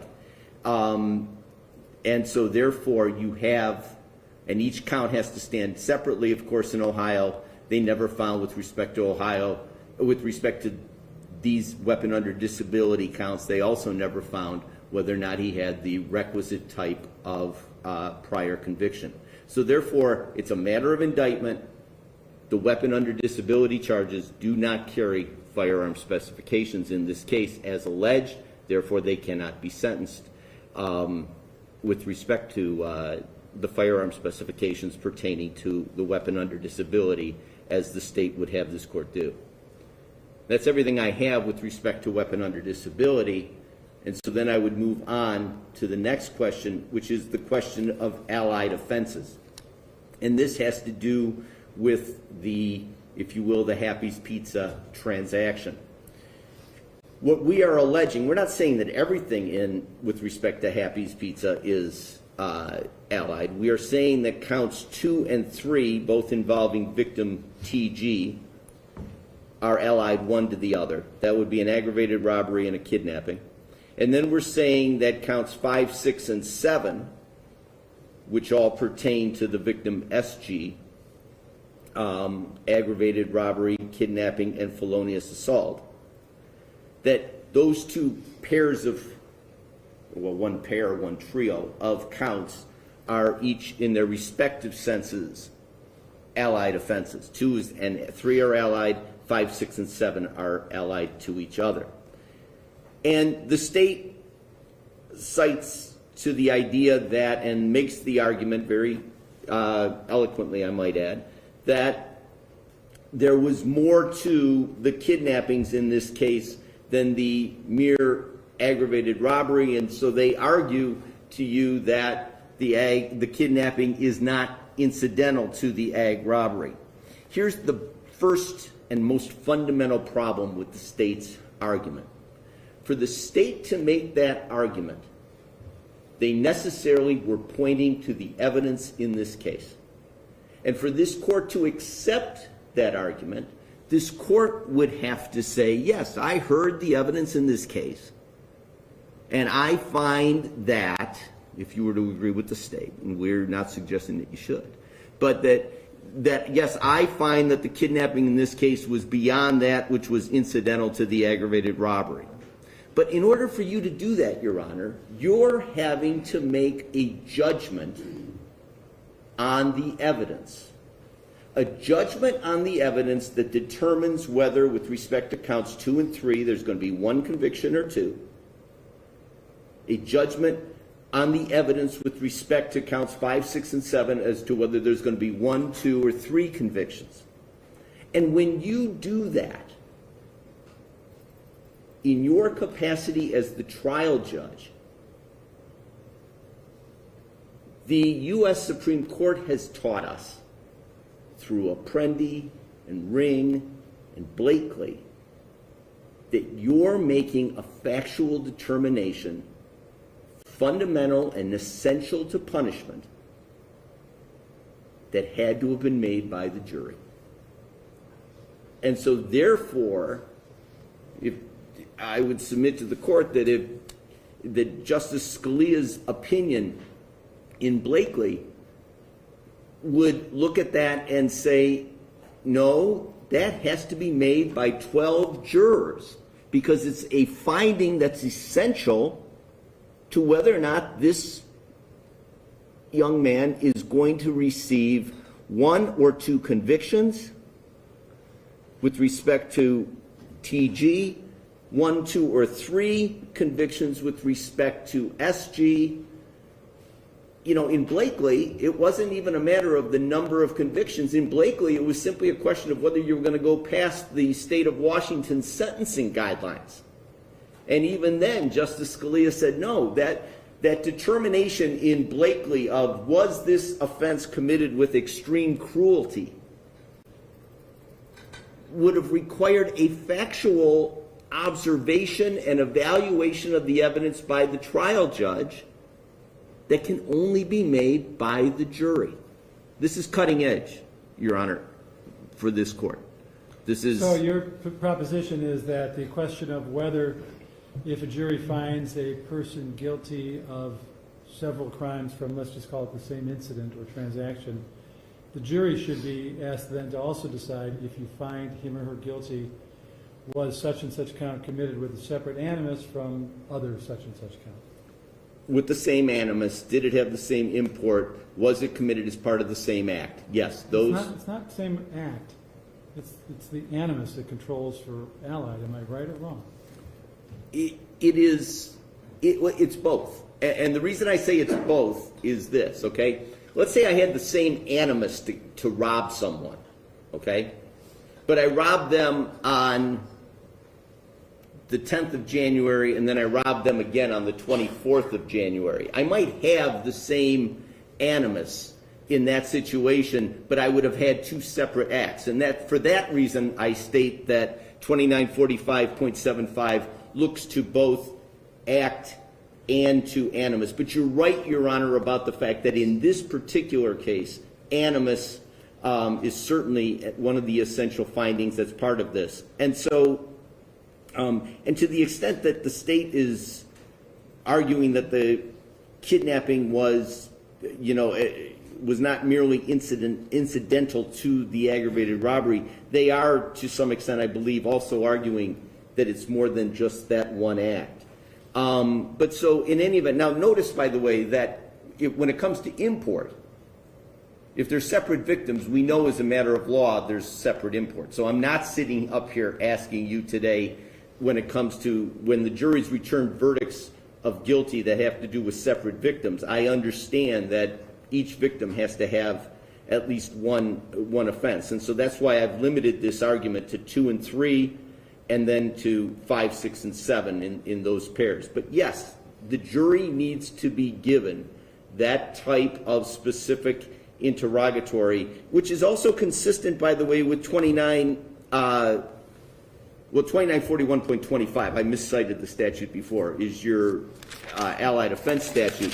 But 2941.25 is allied offenses. But 2945.75 is the statute that talks about the fact, and it's in a slightly different context, where it's talking about degrees of offenses, but it talks about how the verdict form must specify that which is necessary, if you will, for punishment. 2945.75 deals with that in terms of when an offense can be of a greater degree or a lesser degree. You'll recall the Pelfrey case, where the issue of falsifying government records was a question of or falsifying records. If they're government records, it was an F3. If not, it defaulted down to, I believe, an F5. So it's in the spirit of 2945.75, but it's the application of 2941.25. And so that's my argument with respect to allied offenses. So then if I can move to the firearm specifications. Now, with respect to the firearm specifications, it is all about transactions. It is all about transactions because 2929.14 talks about transactions and talks about the fact that, and B1G talks about the fact, 2929.14 B1G talks about the fact that there can be there has to be at least 2 firearm specs, the 2 most serious firearm specs with respect to any single transaction. But there can be more than that as well. And the state argues today that there are multiple transactions. But again, how does the state do that? How does the state say that all of these robberies are separate transactions as opposed to being all part and parcel of one multiple day transactions within of aggravated robbery that started on one date and continued on throughout. And again, Doesn't that skew incentives? Hey, we're gonna commit one aggravated robbery. You know what, though, if we get busted, let's commit a bunch more, because the sentence wouldn't be more than we would get for the one. no, Your Honor, it's not a question of skewing incentives, because the law The law allows. requires that every crime committed on the same date against any person be served, well, you can only pick one and sentence on one? No, Your Honor. They all merge? The law provides for separate transactions. The law can have multiple transactions even within the same day. Now, It can, So you're saying, though, that, for example, on November 2nd, Natalie Pape, Happy's Pizza, and the three people there, Peggy Lyons, the argument is that's all one transaction, right? Am I missing something there? Your Honor, my point, the point in our sentencing memo is this. The number of transactions is a factual question that has to be, again, pursuant to the U.S. Supreme Court precedent. So I should have given them an interrogatory. Do you find that, in the event you find Mr. Hagwood guilty of the aggravated robbery of Natalie Pape in Lakewood, and you find him guilty of the aggravated robberies in Cleveland, and you find him guilty of the one in Cleveland Heights, do you find that these or any combination of them were separate transactions? That's correct, Your Honor. That Who of my colleagues in this building or the state of Ohio is doing that now? None that I know of, Your Which Honor. doesn't necessarily mean that they are right and you are wrong, Thank you. but I've never heard it done that way, and I just think it's contrary to common sense. Well, Your Honor, again, the point would be Now, that. would you argue the same if, let's say, these three that we're talking about, Pape, Happy's Pizza, and Lions, if they were like November 1st, November 10th, and November 20th, would you make the same argument? Yes, Your Honor, I would. How about November 10th of 2020, November 10th of 2021, and 2019? Same Yes. argument? Yes, Your Honor, I would. And the reason why is that for you to say, well, those are separate transactions, requires you to say, well, wait a minute. If this occurred on this day and nothing else occurred in between, and then this one occurred over here, then I'm concluding that those are separate transactions. And my point, Your Honor, is this. And look, I know that in making this argument, all right, I've acknowledged this is a matter of first impression before the court. But here's the reason, Your Honor. Much, by the way, I might add that nobody thought there was anything wrong with the federal sentencing guidelines until Blakely versus Washington came along, and then that was followed by Booker versus United States. But the point, Your Honor, is this. It's not that the law says you can't be, that you get some kind of bulk rate discount, all right? This isn't about what the law provides in punishment. This is about what the Constitution requires in terms of who the fact finder will be. And so the jury needs to be able to make, and the jury has to make, that finding of, we find that these offenses were part and parcel of one transaction, that these were part and parcel of another. So yes. What's the statutory definition of transaction? I'm not sure there is a separate one, but you may know if I don't. I know that the state cited to a definition of transaction in their. What's the definition in the statute? Same actor transaction, I believe, has been a matter of case law. The state cited the court to State versus Wills at page 4 of its sentencing memorandum, where it referred to the same actor transaction as a series of continuous acts bound by time, space, and purpose, and directed toward a single objective. And so acts bound by time, space, and purpose, but the question becomes how much time, how much space? Certainly And your answer is any amount of time, any amount of space. Purpose, and frankly, any amount of purpose, because in the one event you have a purpose to rob Natalie Pape, that specific individual. In the other event you have a purpose to rob the people at Happy's Pizza, those people. In the third, just for the ones we've been talking about, you have that purpose to rob Peggy Lyons. So But are you arguing that there's the same purpose because generally they were just robbing and that is a single purpose? I would say that, again, that has to be a jury question. But I would say, for example, with respect to the Happy's Pizza, you have one purpose, even though you have 3 victims. Well, there's a better argument there. But I confess to you that I'm having trouble accepting your argument that 3 separate, what I will call incidents, so I don't use the word that's in the statute, over west suburbs, west side, and east suburbs constitutes the same transaction. Your Honor, it may very well be that if... Well, that it's necessary for a jury to determine that.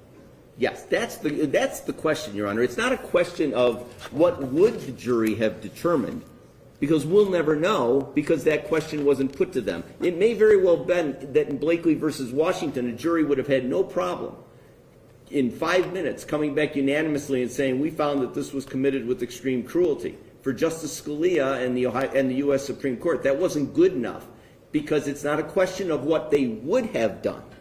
It's a question of what they did do. And so what I'm saying to the court is that... So you and I have a trial on felony 5 drug possession. Okay. Extreme rarity nowadays, but let's say that happens.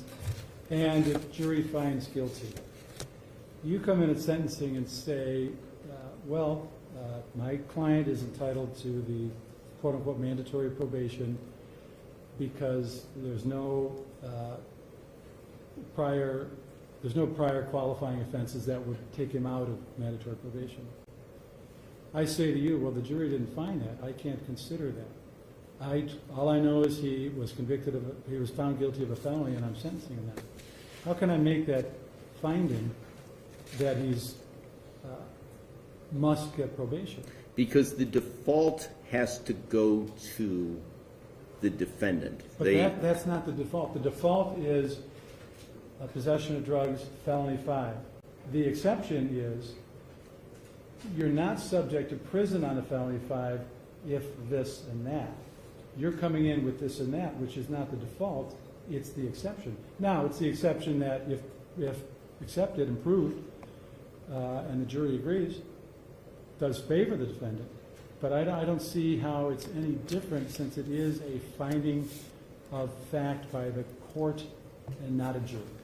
In a jury trial in this example. The reason, Your Honor, is because the defendant has the right to a jury trial. The state of Ohio does not. And so therefore, all right, if I don't have to, if you will, I don't have to exercise my right to trial by jury in order to show you mitigating evidence. What the Sixth Amendment requires, and what Article 1, Section 10's right to trial by jury requires, is that the defendant be charged no more severely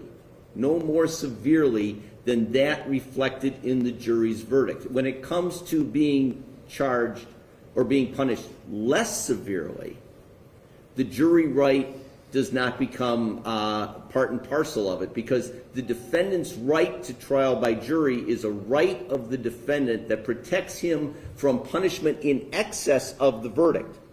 But that doesn't preclude him from providing mitigating evidence that could compel, for example, mandatory community control sanctions, because there, the state of Ohio does not have a right to sit there and say, well, no, you're denying me my constitutional right to trial by jury, because the constitutional right to trial by jury is found where the Sixth Amendment, Article 1, Section 10, the state of Ohio does not have rights under the Bills of Rights of either the U.S. or Ohio Constitution.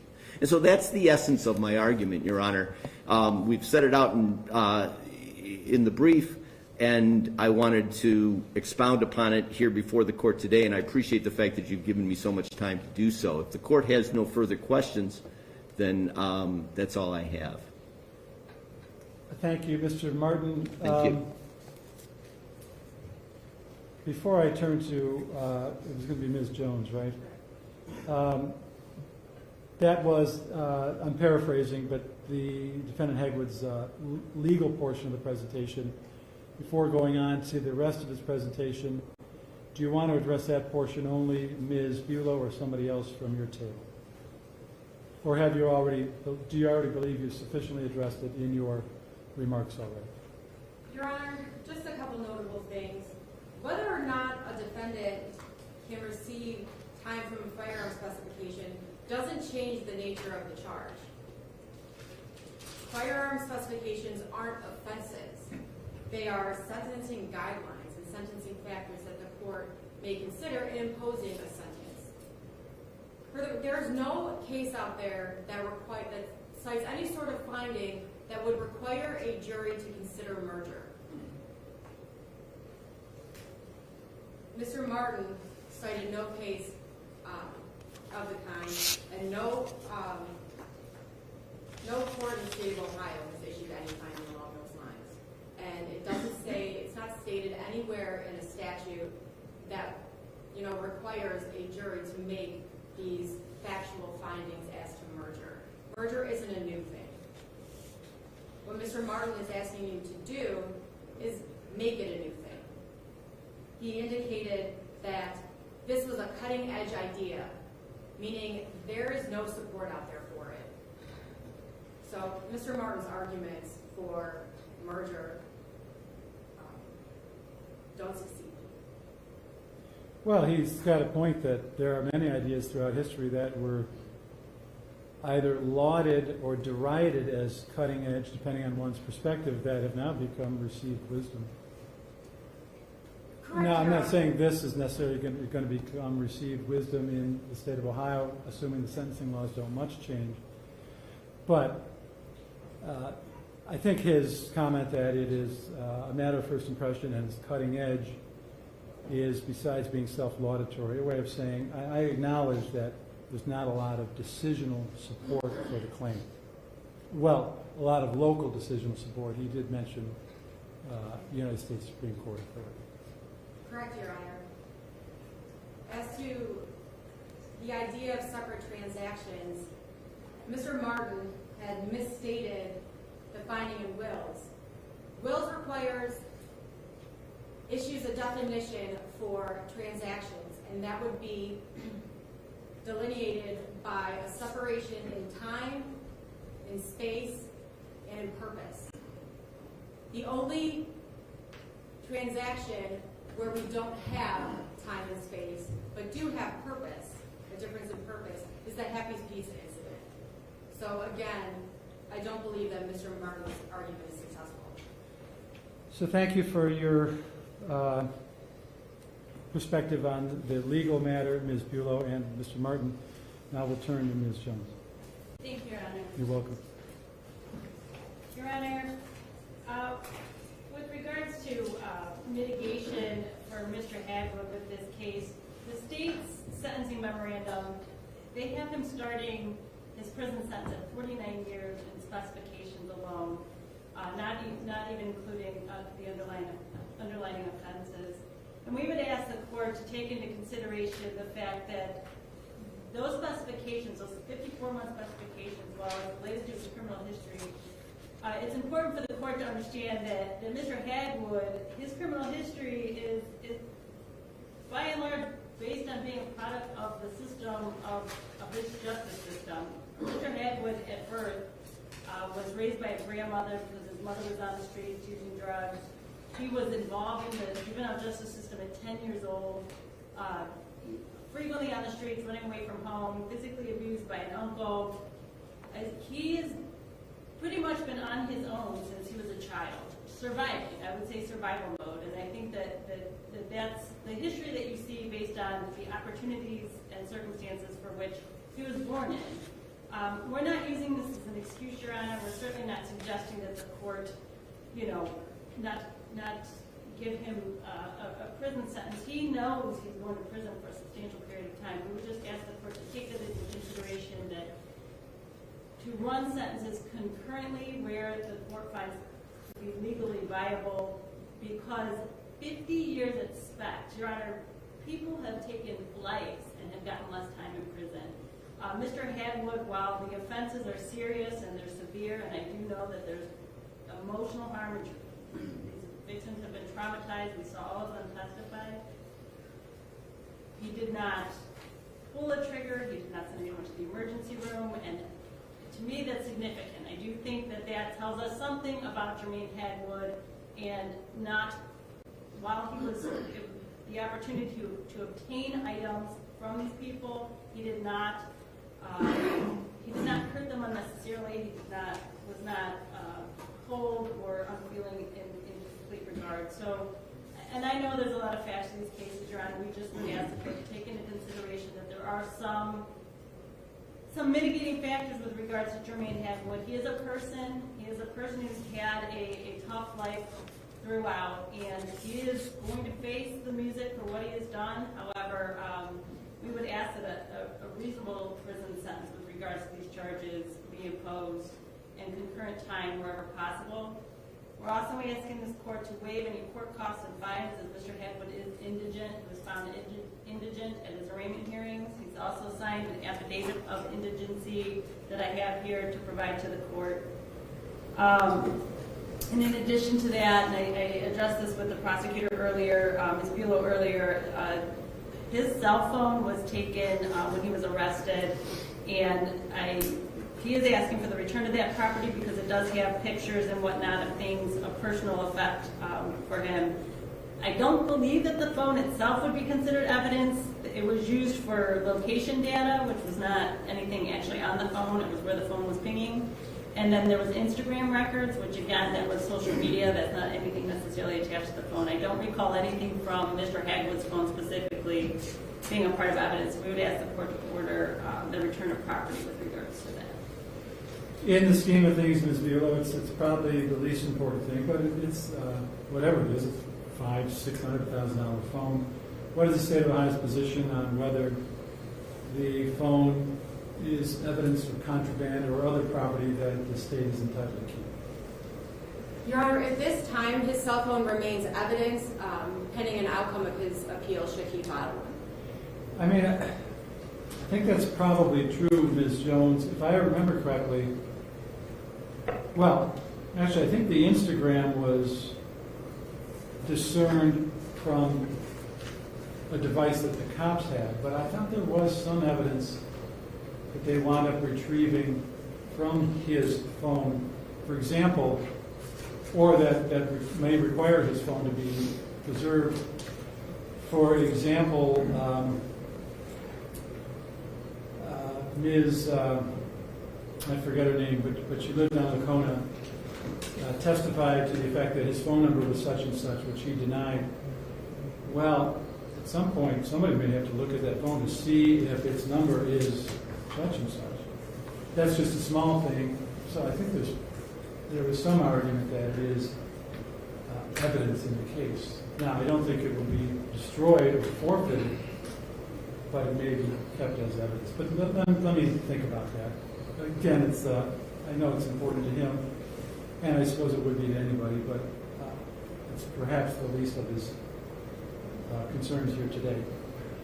Ms. Jones, I may have interrupted you when I turned to the prosecutor to ask her position on the cell phone. Were you done? No, I would just to add with the cell phone, I realize it's not the most pressing issue, but the Instagram records were obtained through a subpoena through to Facebook, and they got a search warrant for all the cell records. So I don't think anything on the phone is evidence. Your Honor, we have nothing really further to add. Jermaine has an 8th grade education. He was an IEP student, learning disabilities, behavior issues. There's so many places in life where this system could have offered the rehabilitation, and it hasn't. We would just ask the court to take all that into account when proposing sentence. So rehabilitation is a passive endeavor, then, to your mind. It is done to you, not by you. Well, I think when you're young, you need some assistance with this. Should I be offering Mr. Heffernan the opportunity to make any comments? I don't believe so, Your Honor. No, I would only detract from the comments that made so far. Thank you. So I will, of course, offer Mr. Hagwood the opportunity for an allocution as required by the rules. Mr. Hagwood, before sentence is imposed, do you wish to either make a statement on your own behalf, or to present additional information in mitigation of punishment. I'm sorry, you just said you want to make a statement? Yeah. Then you're welcome to, but you should probably be more audible than you are so far. I feel sorry for what happened to the victims. That's about it. Thank you, Mr. Hagwood. Thank you again, Ms. Jones, Mr. Heffernan, Mr. Martin, and Ms. Buell. So, Mr. Hagwood, you argued at various points in the trial, first of all, that the police essentially picked your name at random, that there was no initial connection between or among you and your co-defendants.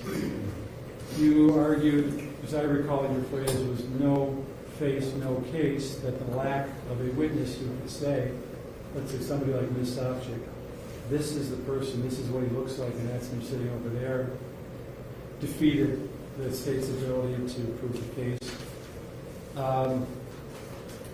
You argued at various points that the DNA on several items of evidence, including the lighter and the key fob, was essentially meaningless, that it was transferred there by so-called touch DNA and could have gotten there just about any fashion. You argued, if I'm remembering right, that your internet handle was misspelled. It was either your internet handle or your email address was misspelled, so the communications there could not be attributed to you. You argued that Sherry Gurka, one of the clerks at the pizza shop, orchestrated the robbery, not you. You argued that historical cell site location information, which is routinely admitted in courts across Ohio and has been for at least a decade, was either inadmissible or at a minimum of no probative value.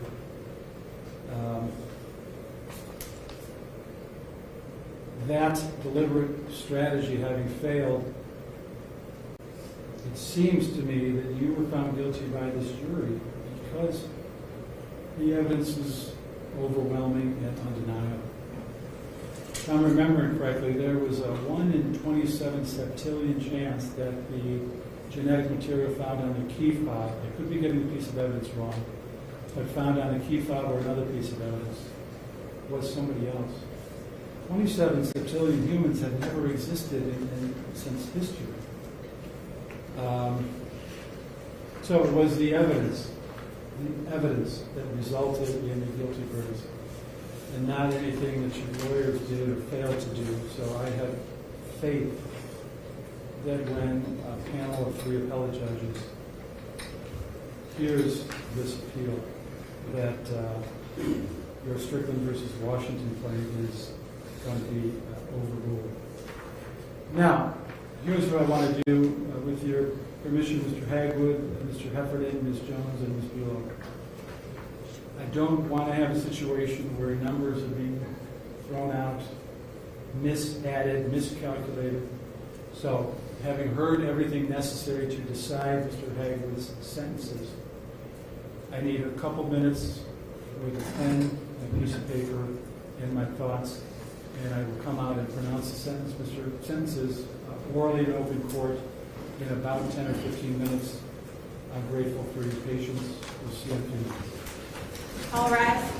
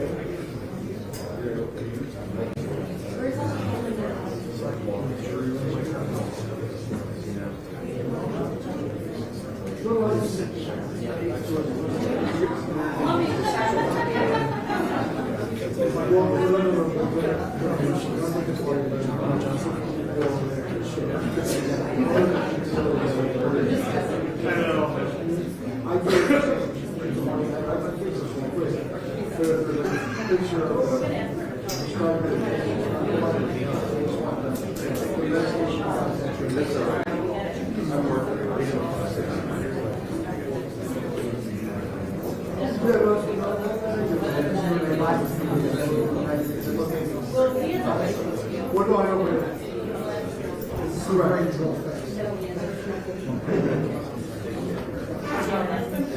Yeah, no, they don't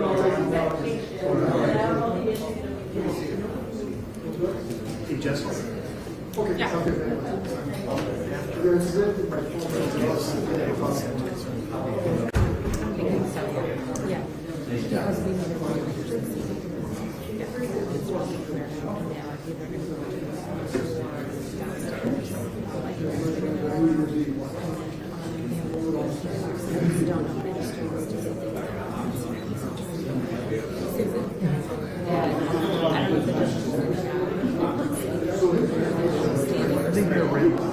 Okay, all right, or they may come down.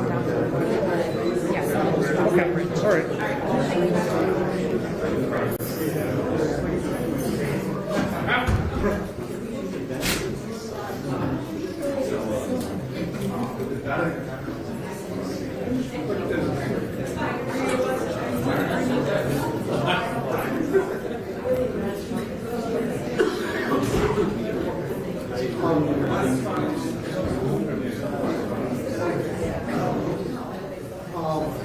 Yeah, it's just, but it's something that should be for.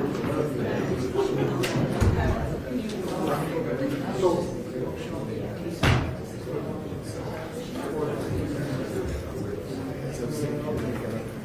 All right, sweet.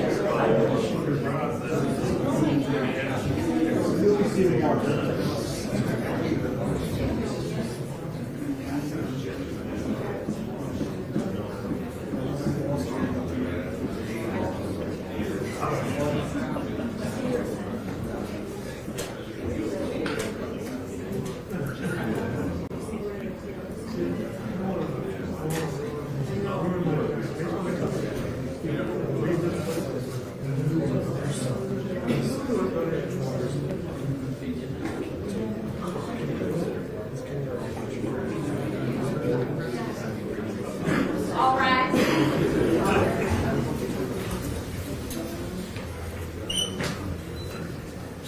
Thank you. Please be seated.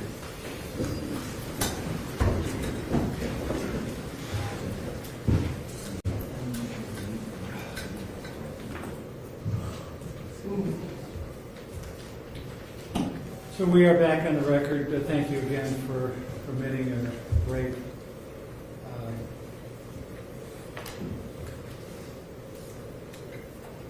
Mr. Hagwood, having considered everything that I know about you and about your case, including, of course, all the trial evidence, I'm going to impose the following sentences.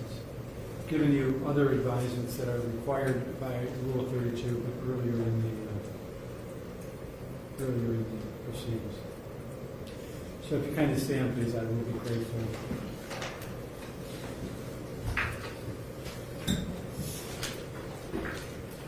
Mr. Hagwood, on count one, actually, I was going to name every victim, but let me dispense with that to make this a little quicker. On count one, aggravated robbery, you are ordered to serve 7 years on the aggravated robbery and 54 months on the firearm spec. I find that counts 2 and 3 are allied offenses of similar import. I find that counts 5, 6, and 7 are allied offenses of similar import. And I find that count 8 is allied to all of 2, 3, 5, 6, and 7. Knowing that, then, Ms.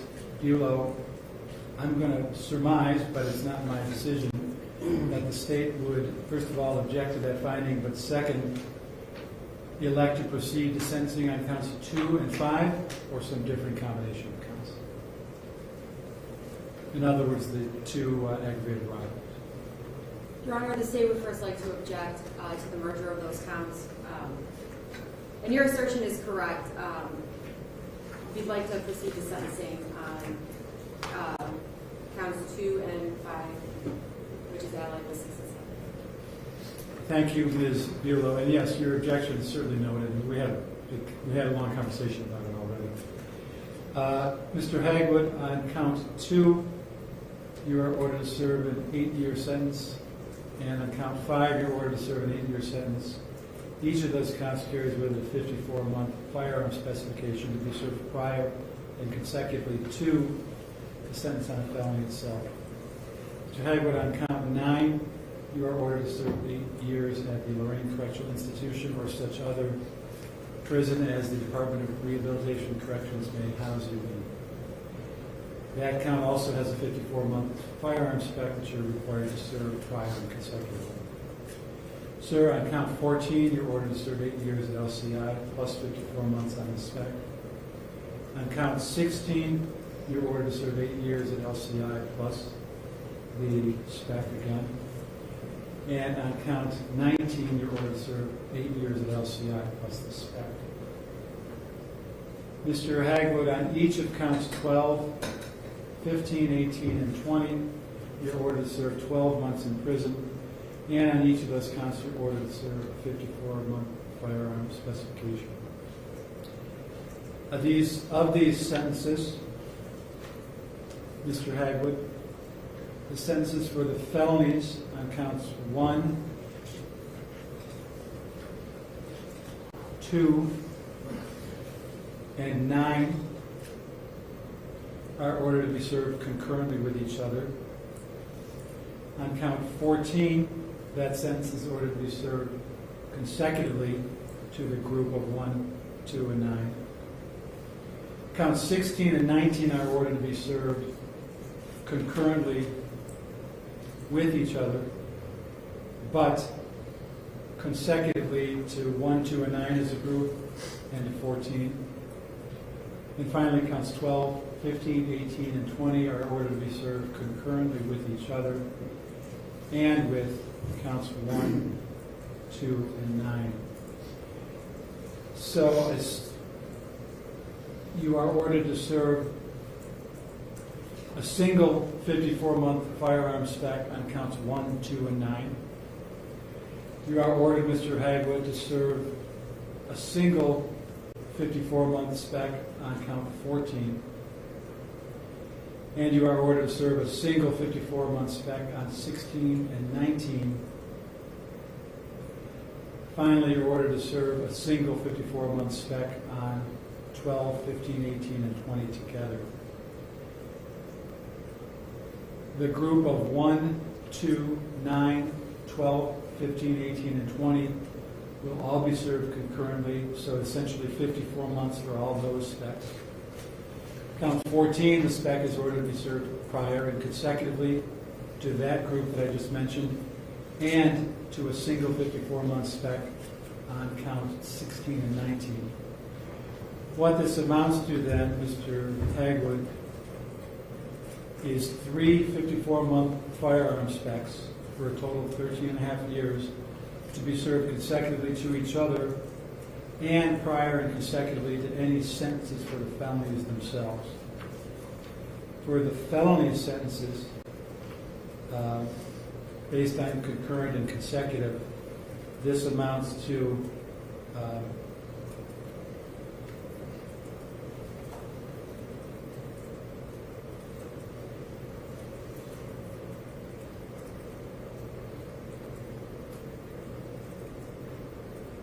one moment, please.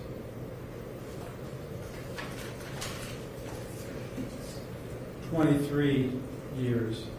So we're talking about in total a sentence of 36 and a half years. I know you've probably been scribbling furiously, Ms. Bulow, but at first hearing, does that sound like the addition is correct? Your Honor, I'm confused about 1, 2, and 9 combined having one 54-month spec. Unless you are holding it. Even with taking a break, this is my fault. Well, wait, you're confused with that only having one combined 54-month spec. for 1, 2, and 9? Correct, because they are different victims, different transactions.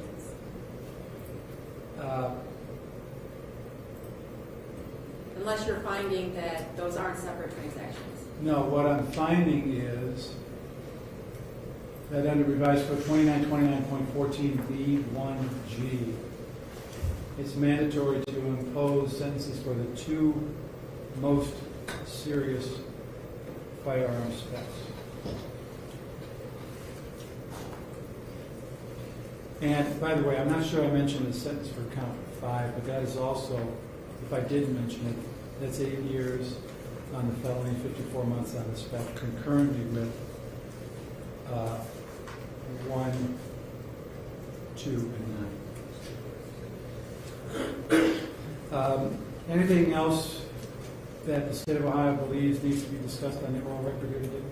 Your Honor, I'm going to object to the imposition of one 54-month spec for separate transactions. Given the fact that each of these transactions could have been independently indicted, and therefore the way you're sentencing, the defendant gets multiple years benefit. So he's not required to serve a 54-month specification for each act, which could have been independently indicted. And had they been, and had he been found guilty, he would end up with a 54-month spec for each of those. But the way that you're sentencing, he's getting the benefit of 9 years in specifications. Well, I don't think the law, though, obligates me, as I mentioned, the section I just mentioned, to impose every single spec. But, by the way, sentences are imposed on all the other specs too, but they are subsumed by the 54 month for each count. I don't think the law obligates me, as I said, to run every single one consecutive, whether it's a 54 month or 1 year or anything in between. Your Honor, case law out of the 8th District indicates that the firearm specs from different transactions must run consecutive.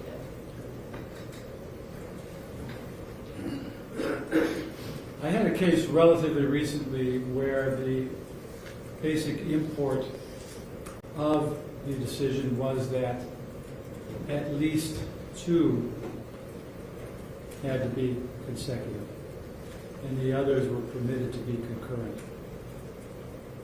Your Honor, State v. Atkins that I was just citing to was issued in 2021, so I'm not sure how recent the one you're citing is. And yes, it is true under 2929-14b1g that the court must sentence on the 2 most serious specifications. But what we're talking about here is not, we're talking about separate incidents that, again, as I mentioned, could have been independently indicted. So,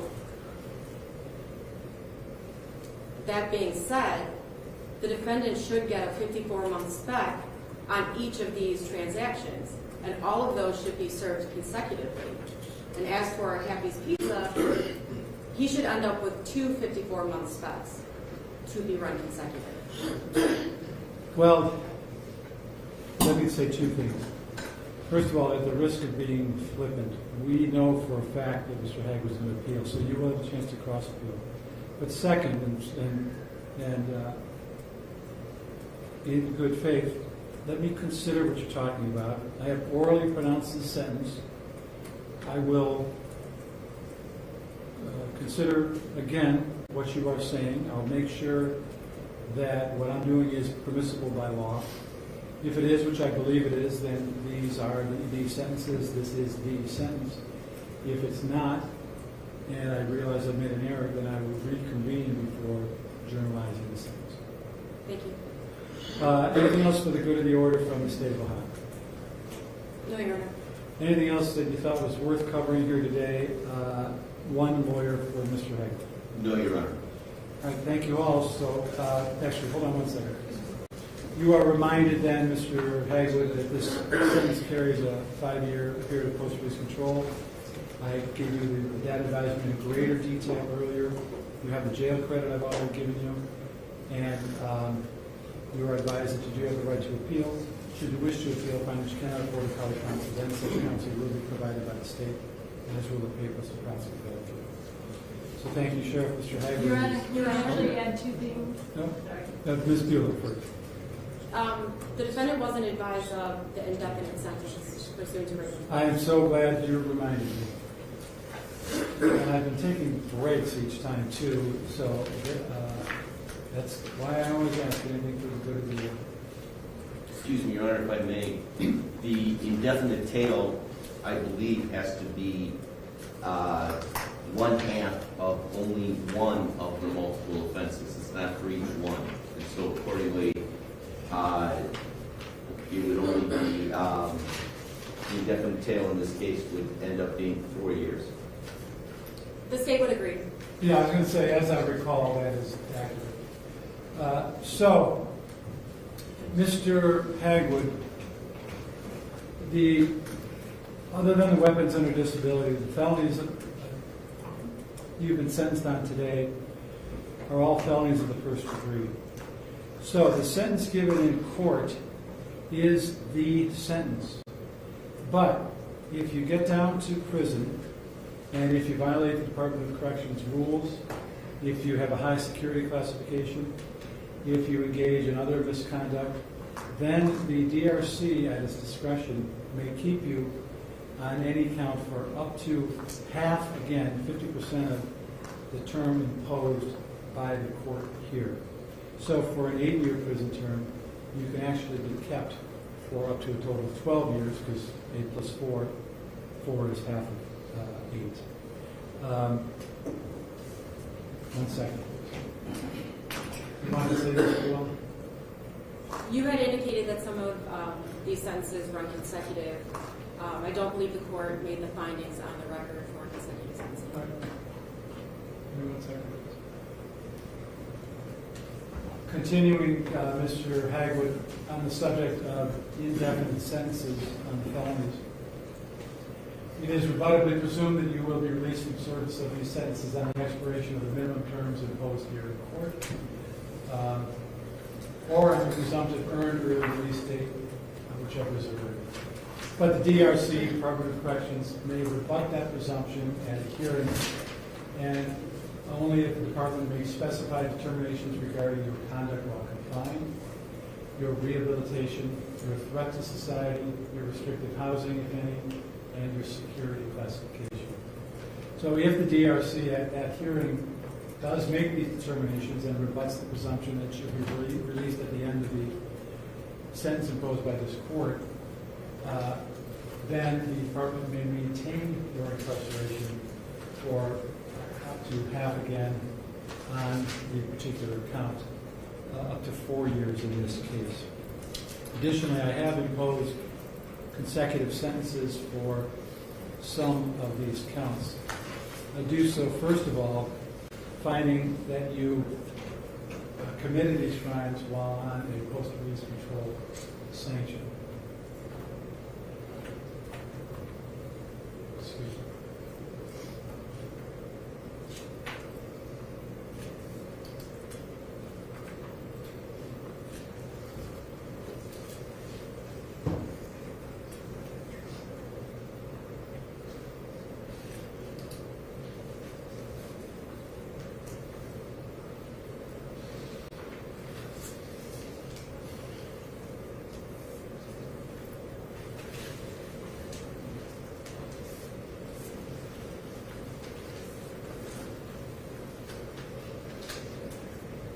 Okay, Kelly? So I impose consecutive sentences because I do believe that consecutive service is necessary to protect the public from future crime by you, given that you have a long history of this sort of thing. And second, to adequately punish you. I mean, I think the prosecutor uses the word crime spree, and that term can be tossed around casually at times, but it describes what you did here. So there's no question about that. And I also find that consecutive sentences are not disproportionate to the seriousness of your conduct. Sticking a gun in people's faces and taking their stuff, including a 5-year-old girl. So it's not disproportionate to the seriousness of your conduct and the danger that you do pose to the public. And as mentioned, I find that you were on post-release control at the time. Anything else, State of Ohio? Thank you, Your Honor. Counts 5 through 7 that the sentence was imposed at the end, is that to run concurrent or consecutive with the other counts? 1, 2, and 5 are ordered to be served concurrently with each other. And as mentioned, 2 and 3 are allied, so there's no sentence on count 3. 5, 6, and 7 are allied, so there's no sentence on 6 and 7. Right. And then, so that group, let's call it, with no disrespect to the victims, Pape, Happies, and Lions, all concurrent. Then Waters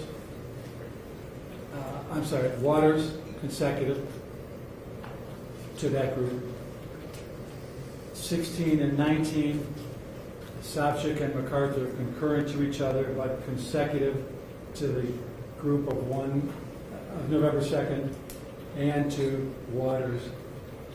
So those kind of three groups, so to speak, although 14 is only a single count, all consecutive to each other. And then the four weapons under disability, all concurrent with I guess, that first group of 1, 2, 5, and 9. Thank you. Anything else you want me to cover today as defense? Yes, Your Honor. Three things, Your Honor. We would ask for appellate counsel to be appointed on behalf of Jermaine Hagwood. We would also ask that there be a finding of indigency, waive court costs and fines, and if the court has had an opportunity to make a decision with regards to return of his cell phone.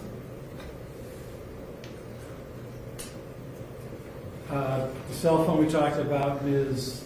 Bulow. The waiving of court costs, you have a position?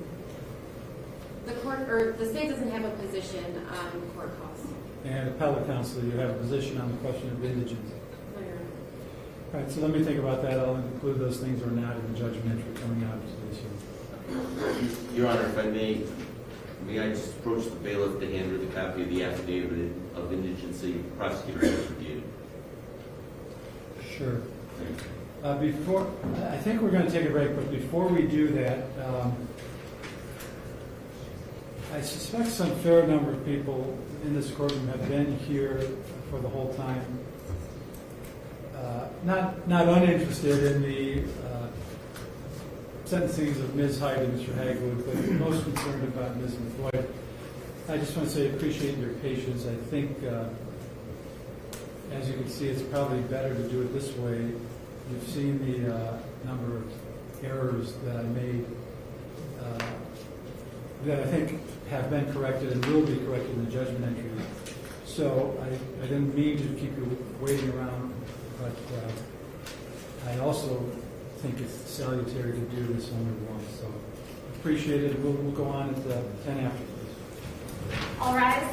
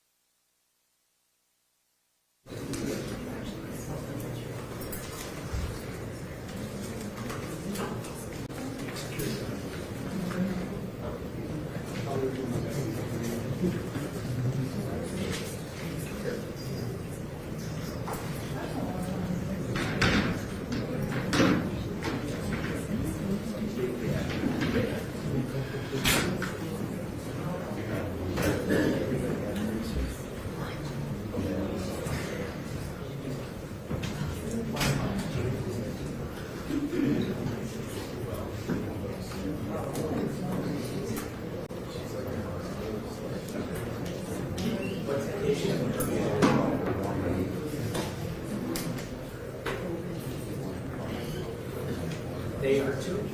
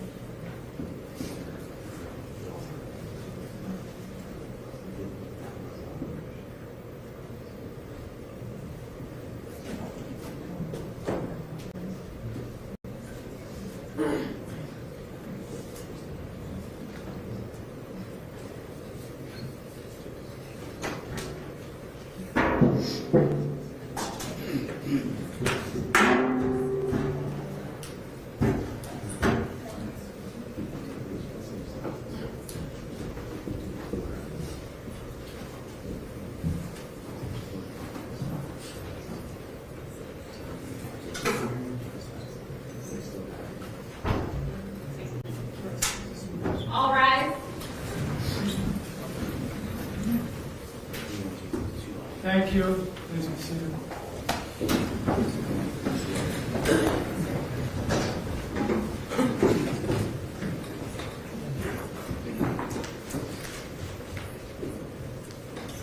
We are back on the oral record in the state of Ohio versus Tamara McLoyd, all three cases.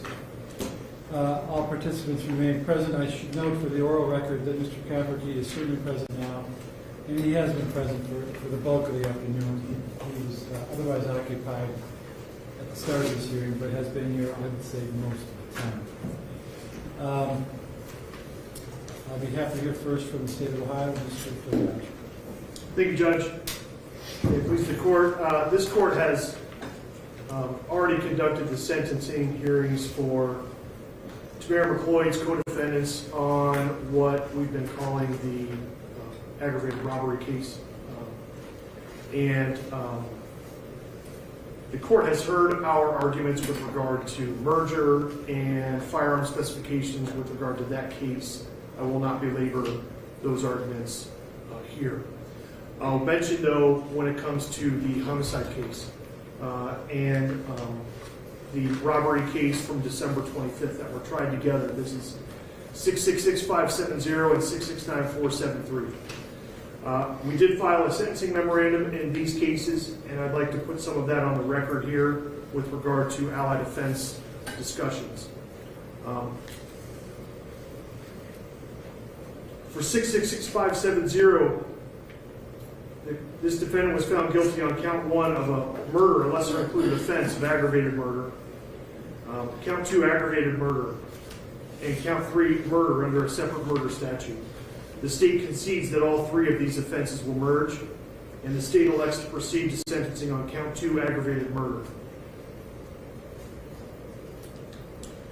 With regard to the remainder of the offenses on that particular indictment, count 4 aggravated robbery, Your Honor, it's the state's argument that that count does not merge with count 2, aggravated murder, even though that is aggravated murder under the B section of the statute, wherein one is convicted of aggravated murder when they purposefully take the life of another during or immediately after the completion of an aggravated robbery, being one of the listed felonies.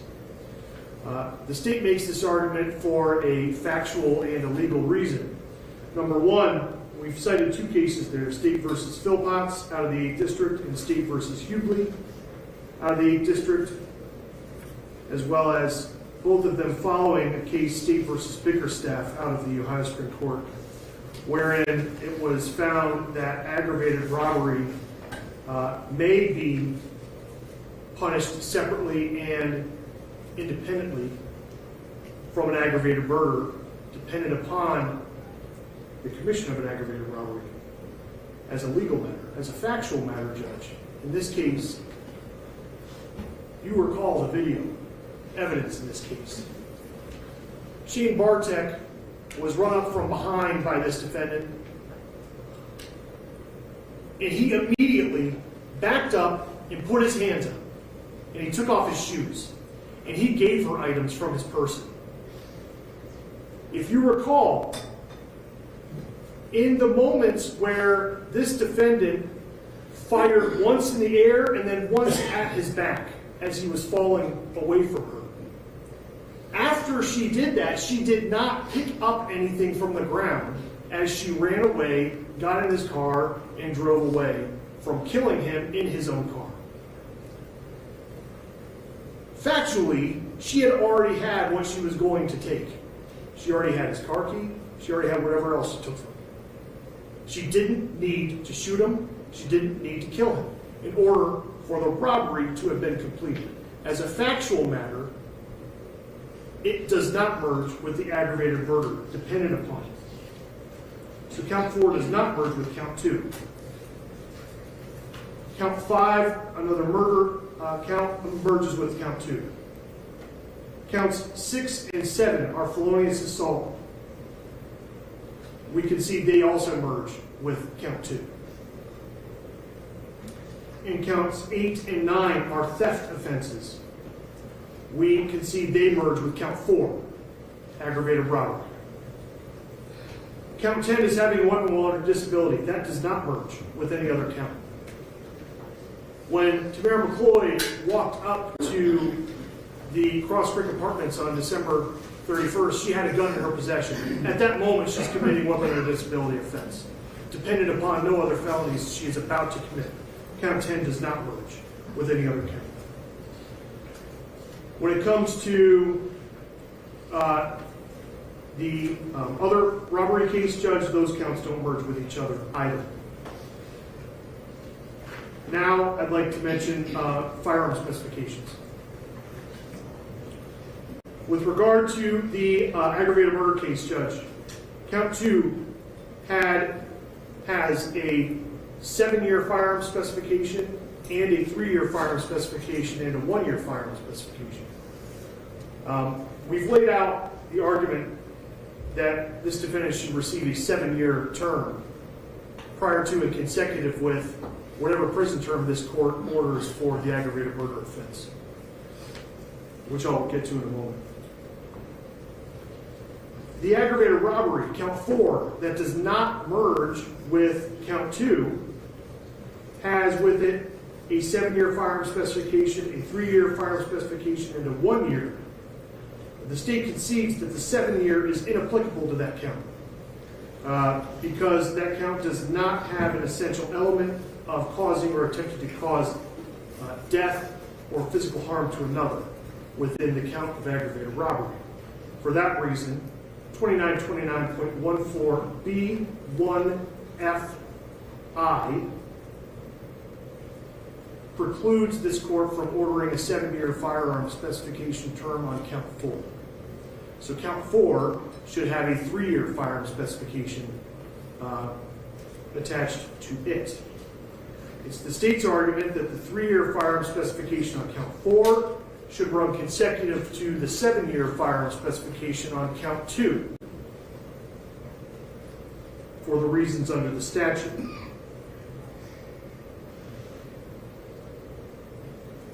And frankly, for matters of fact in this case, which I've already mentioned. Your Honor, with me today are members of Shane Bartek's family. May I interrupt you for one moment? Yes. Thank you for laying out the legal issues in your position on them on allied offenses of similar import and merger and on the firearm specs. Before getting into what you might call the discretionary portion of sentencing, in other words, the non-legal, for want of a better term, do you have any objection if I turn to the defense and get their position on those issues at this point before you begin calling witnesses? No objection. So I don't know who's going to speak for the defense, Mr. Flack or Mr. Kaverke, but do you have a position on the allied offenses that Mr.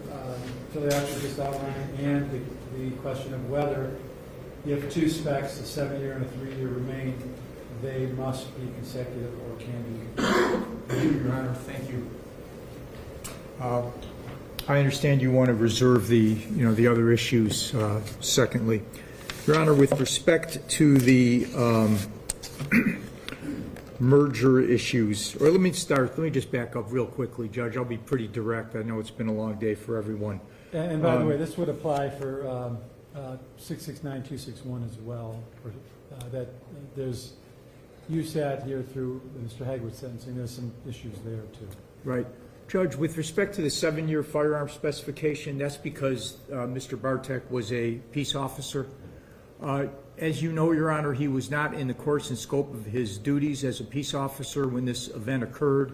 Ms. McLoyd had no way in the world to know that this civilian, who actually turned out to be a peace officer, was in fact a peace officer. It's not a strict liability firearm specification, Your Honor. There was no evidence whatsoever in this trial that she knew Mr. Bartek was a peace officer. So I'd submit to you most respectfully it should be a 3-year firearm specification and that you should not impose the 7-year firearm specification. The state has cited to a lot of law during our prior sentencings for the co-defendants, Your Honor. I'd ask you to consider State versus Marshall, Marshall. It's an 8th District case out of 2006. The citation is 2006 Ohio 6271. In Marshall, Your Honor, the defendant robbed a store clerk and several customers. The court held the counts should merge because the offenses were part of the same transaction and were a series of continuous acts bound together by time, space, and purpose and directed toward a single objective. And you heard Ms. Bulow talk about what happened in this case, and in her words, quote unquote, she said it was a continuous crime spree. Continuous. I submit to you, Your Honor, that the week apart between the Christmas Day robbery of Mr. Hernandez's car and the New Year's Eve robbery, and what turned out to be, of course, the brutal murder, there's no other way to describe it, that those should merge. With respect to the merger, Your Honor, of the robbery and the murder, Your Honor, here's where it is. I come in, I rob you, and you get these cases as a judge all the time. I come in, you're a store clerk. I rob you, and just for giggles and fun, as I walk out, I turn around and just shoot you, just because I'm just mean-spirited. That is simply not what happened. You watched the videos. You heard all of the testimony, and Ms. McLoyd, despite the outcome of this case, has no quarrel with how much patience you showed and how much attention you gave to her. Your Honor, the robbery occurred, there's no question, as Mr. Filiatro says, and she was walking away.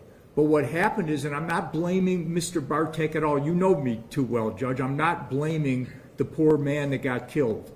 But she was walking away, the deal was done, she was going to take his car and leave, and I don't blame him, but he went for the gun.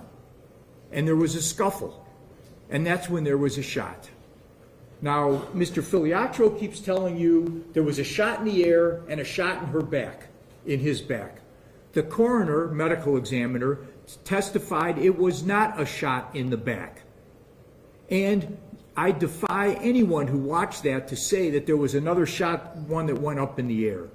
I submit to you that it's just an embellishment on behalf of Mr. Filiatro to make this girl look worse than she actually is. I mean, it's bad enough what happened. So I'd submit to you, Your Honor, that there is a merger.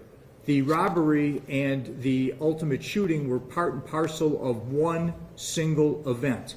And she didn't walk away, turn around, and shoot him. That would be exactly what Mr. Filiatro says it is. And if that's what happened, I wouldn't say a word. I'd say, Judge, be gentle. Do what you think's right. But you said the deal was done, in other words, once she got the property. And there was a very short time between getting the property and firing the gun. But there necessarily was a time. So on the one hand you say the deal was done, on the other hand you say. Well, here's the problem. She was prepared to walk away, as you saw from the video, when the decedent grabbed for the gun. And that's when it went off. She didn't walk away, turn around, and shoot him in cold blood like they submitted. That's not what happened.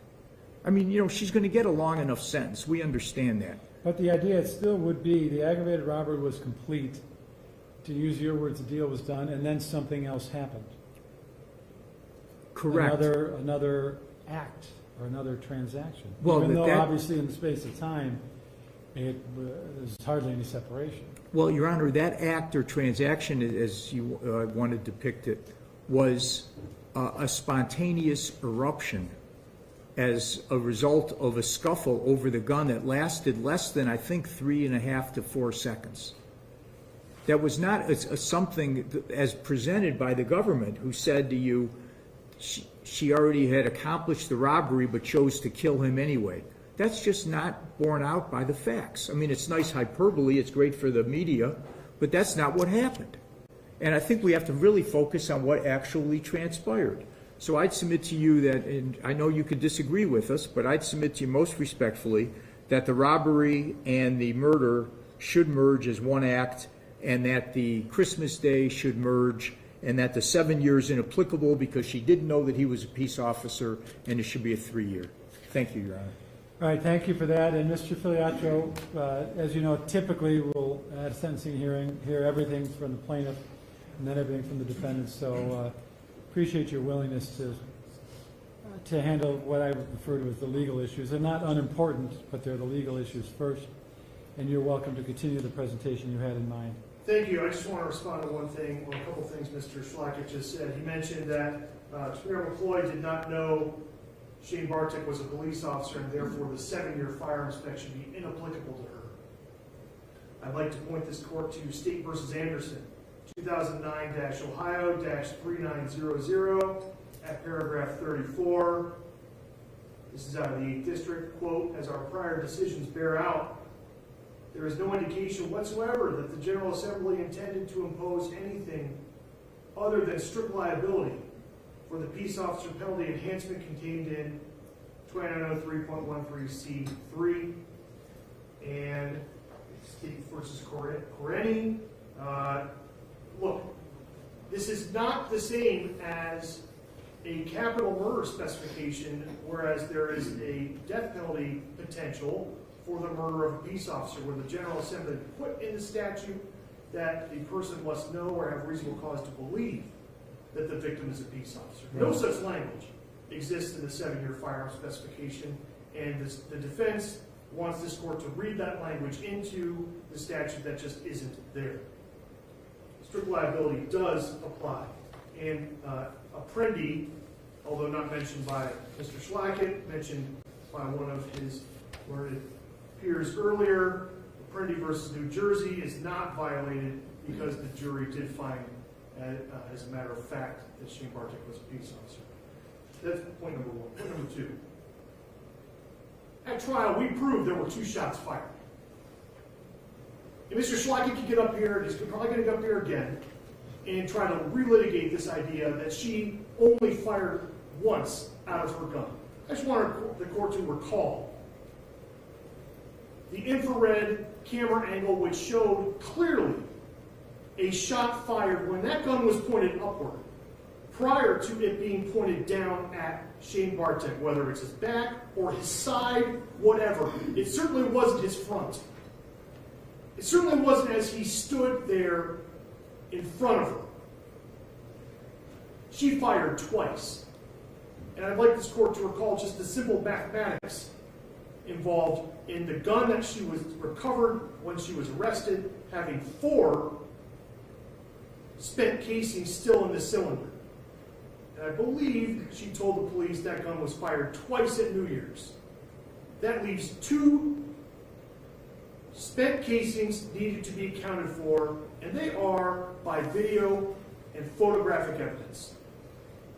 And lastly, there was no scuffle. None. He made a police move to disarm an assailant. It was not successful. There was no fight, there was no struggle, there was nothing between them, except space when she fired and killed the man. Now, I'll return to my comments in a moment. With me today are 3 members of of Shane Bartek's family. I'd like to call up Brother Eric first, if I could. If please the court, I'd like for him to address the court at the podium. I think that's fine. I trust the defendant does not object.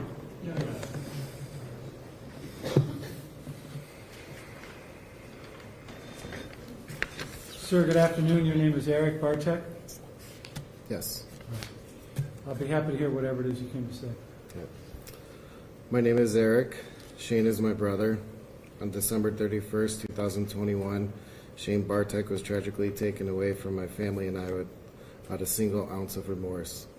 Since that day, I have spent countless minutes, hours, and days in ways one should never have to.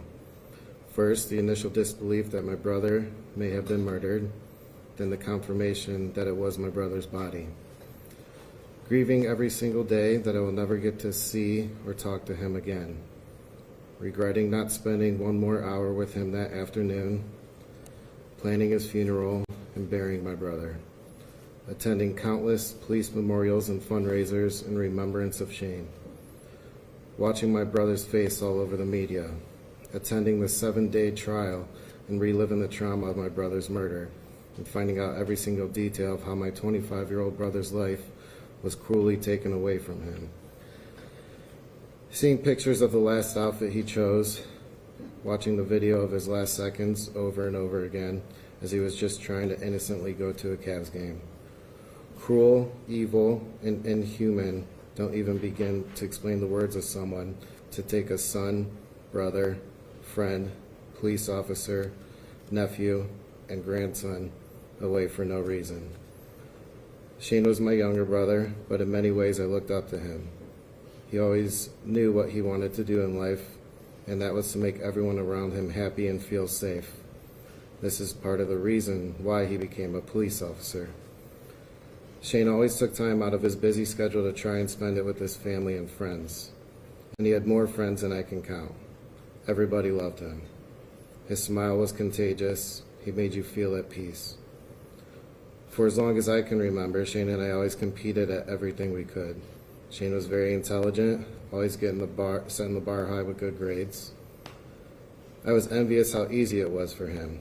Shane and I also shared an interest in sports. We would watch him play sports together. He was a naturally gifted athlete, and I would have to bring my best in order to just keep up with him. In fact, the only two things I can beat him at were bowling and running. He always wanted to race because he thought he was faster, but I can say he never outran me, but beat me at pretty much everything else. Shane was going to be the best man at my wedding, and it hurts me to know he won't be, and will also miss out on other important life events like this, all because his life was tragically taken away too early. On Christmas of last year, I remember Shane saying that he just lived the best year of his life and couldn't wait for 2022. Shane was a consistent person. He never failed to check in on me. He would say things in our family group chat like, "Have a blessed day today, everyone, make it count." He would never say no when it came to hanging out with friends or family. It's a good thing he always managed his time so well, because he tried to please everyone and make everyone feel like he was their best friend. Shane will always be a part of me, and not a single day goes by where I wish I could just call him up and ask him to hang out. So much has happened these past 10 months in my life, and I wish Shane was here to see it. A little girl calls me daddy, and there's nothing more for him to be here and meet her and be a part of her life too. To be happy, to have a family, is all he ever wanted for me. There's not a day that goes by that I don't think of him. I wish I could hug him, but now he is my guardian angel. Shane planned to serve and protect for the rest of his life, but we are going to be grieving for the rest of ours. One moment, sir. You want the opportunity for questioning, Mr. Schleck? We do not, thank you. Mr. Bartek, thank you for being here. I appreciate it. You don't know how much it means.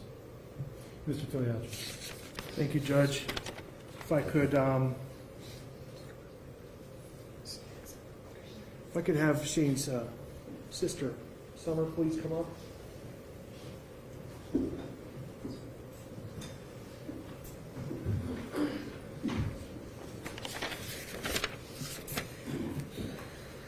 Good afternoon. Hi.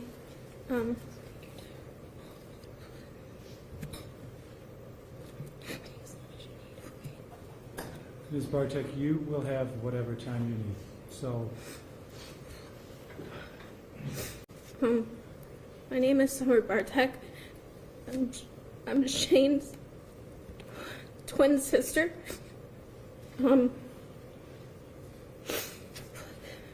Shane was the epitome of life and light. He loved to give, to help, to save, and he wanted everyone he could because that's who he was. Things weren't always easy for us. We were both born addicted to drugs by our birth mother and abandoned by our birth father and put in the foster care system. The odds were stacked against us, but we didn't want to be where we came from, so we fought every day to be the best we could be. And Shane was that, the best. He was courageous, kind, and helpful. In any way he could be, he was independent and strong-willed. Shane and I grew up together, learning to ride bikes, pretending to be wizards from Harry Potter, being sick together, overcoming new things. Shane would think of a song in his head, and I would sing it out loud. We would protect each other. It's hard to talk about Shane and not talk about me too, because that was our life. Intertwined together in every memory, experience, and moment. We were Shane and Summer, the twins. The night he was murdered, I felt sick. It was so much pain and dread. It came on so suddenly, I thought I had caught COVID, till I realized Shane was gone. While Tamara McLoyd was out partying, having fun, I was staring at my twin's dead body. We couldn't touch him. We only could look. His body was evidence. The agony to see him there and not be able to hold his hand or kiss his forehead, touch him, is a type of misery I wouldn't wish on anyone. We didn't get to touch him till 10 days later. 10 days. And by then he didn't even look like Shane. I didn't get to say a proper goodbye to my twin the night he died, and there will always be a part of me that's dead because of that. I've always struggled with mental health, but his murder has added even more detrimental effects to mine. I have nightmares over and over where I have to tell him he was murdered, and I wake up screaming a lot. Shane died alone, cold and wet in between cars, and he deserves so much better than that. I'd never been much for labels, but being a twin is one I've always loved. After Shane's murder, I was looking for anyone to understand my pain. I came across a page for twins who had lost their twin, and I learned my new label. I'm a twinless twin, and it was earth-shattering understanding that new term. To lose a twin, there isn't a word. The best way to describe the loss is our souls were connected by a cord, so strong, so powerful, not anything could break it, except death. Tamara McLoyd cut the cord, and I've been floating into oblivion, trying to find my footing ever since. But I won't. When she shot Shane, she shot me too. My soul tie is gone forever, so forever I will be left feeling half of someone. Not only am I dealing with the grief of losing a brother, but my grief is doubled losing a twin as well. I always loved that we shared a birthday, and I had my first one without him. 25 birthdays we spent together. I tried my hardest to keep myself busy, distracted, but his absence was louder than ever. At the end of the night, I remember thinking, I really have to get through this day every year for the rest of my life. It was deafening my new reality. I'm 26, and I've already lost half my family. I lost Shane, my brother, my twin, my son. He was the sunshine in my life. I saw this quote, I loved you all your life, and now I'll miss you the rest of mine. And it'll ring true in every heartbeat that I beat, that my twin brother never will. Do you want the offer of the opportunity to question, Mr. Schlackett? Thank you so much for being here. Appreciate it. Lastly, Judge, I'd like for Shane's mother to address the court.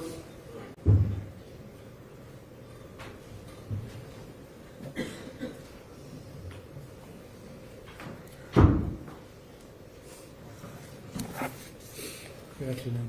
Good afternoon, Your Honor. My name is Deborah Bartek. My husband and I knew we wanted a lot of children. We were blessed with our oldest son, Eric, and then found out we were not able to have any more children. We decided to adopt, and we were blessed again with Shane and Summer through foster care. When we got Shane, he was very quiet and distant. I was in contact with his birth aunt, and she said that Shane and her were very close. So I knew if I wanted to get through to him, I had to give him extra attention and love. I think that's why I did, and that's why I think Shane and I were so very close. If Shane saw someone needed help, he was there for them. If not there in person, then he was on the phone or texting or giving you encouraging words. That's who Shane was. As a mom of a police officer, you know it's a possibility that your child can be killed on their job. You don't think going to a Cavs game that they are going to be murdered over a car, especially when he gave her everything. The night we found out he was killed, we went to the hospital to see him.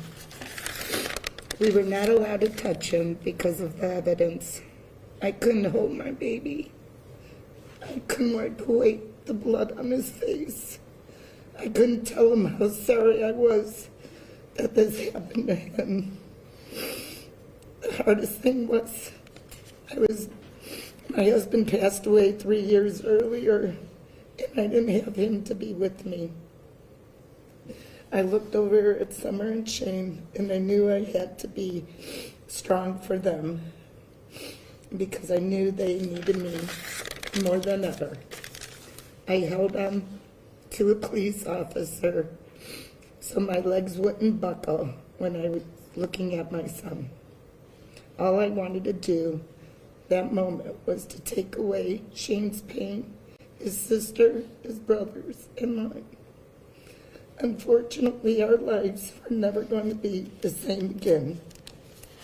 A week before Shane was killed, it was Christmas Eve, and Shane, Eric, Summer, and I were just talking, and Shane said to all of us, "You know, I think we got this. I think we're going to be okay. I think we're all in a good place now. I know we lost Dad 3 years ago, but Eric, you're doing good with your job now. Summer, you graduated college and making a difference. Mom, you were able to keep the house, and you are doing good on your own." I had no idea 7 days later our life would be shattered. I'm going to miss his hugs. I'm going to miss his stopping over after workouts, giving me coffee or mochas because he knew I loved them. I'm going to miss his daily positive quotes or his funny texts or him just saying, "Have a good day, guys." I'm going to miss his sense of humor, his sarcasm. As a mom, you have a different relationship with all your kids. I think back at all those years ago, and I see that little boy who's lost and confused, and my job was to help him feel loved, safe, comforted. His dad and I did all of those things because we knew how you can make a difference in a child's life. And I see what kind of man he turned out to be. I'm proud to be his mom. Shane, you're gone, but will never be forgotten. And your family and friends will keep your legacy going.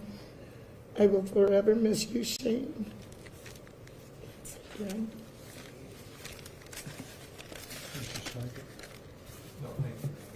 Thank you so much for being with us. Mr. Filiatro.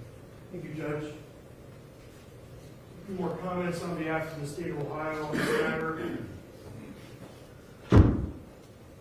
When it comes to sentencing this defendant, we'd like the court to keep in mind a few things. Number one, It was only 2 months earlier that this defendant was put on probation in Lorain County Juvenile Court for committing an elaborate, planned out robbery of an individual in a different county at gunpoint. I put the facts of that robbery in our sentencing memo. I think the court can tell from that this defendant was deeply involved in that case. It was a scheme. It was drawn out, and it was planned, and it was perpetrated.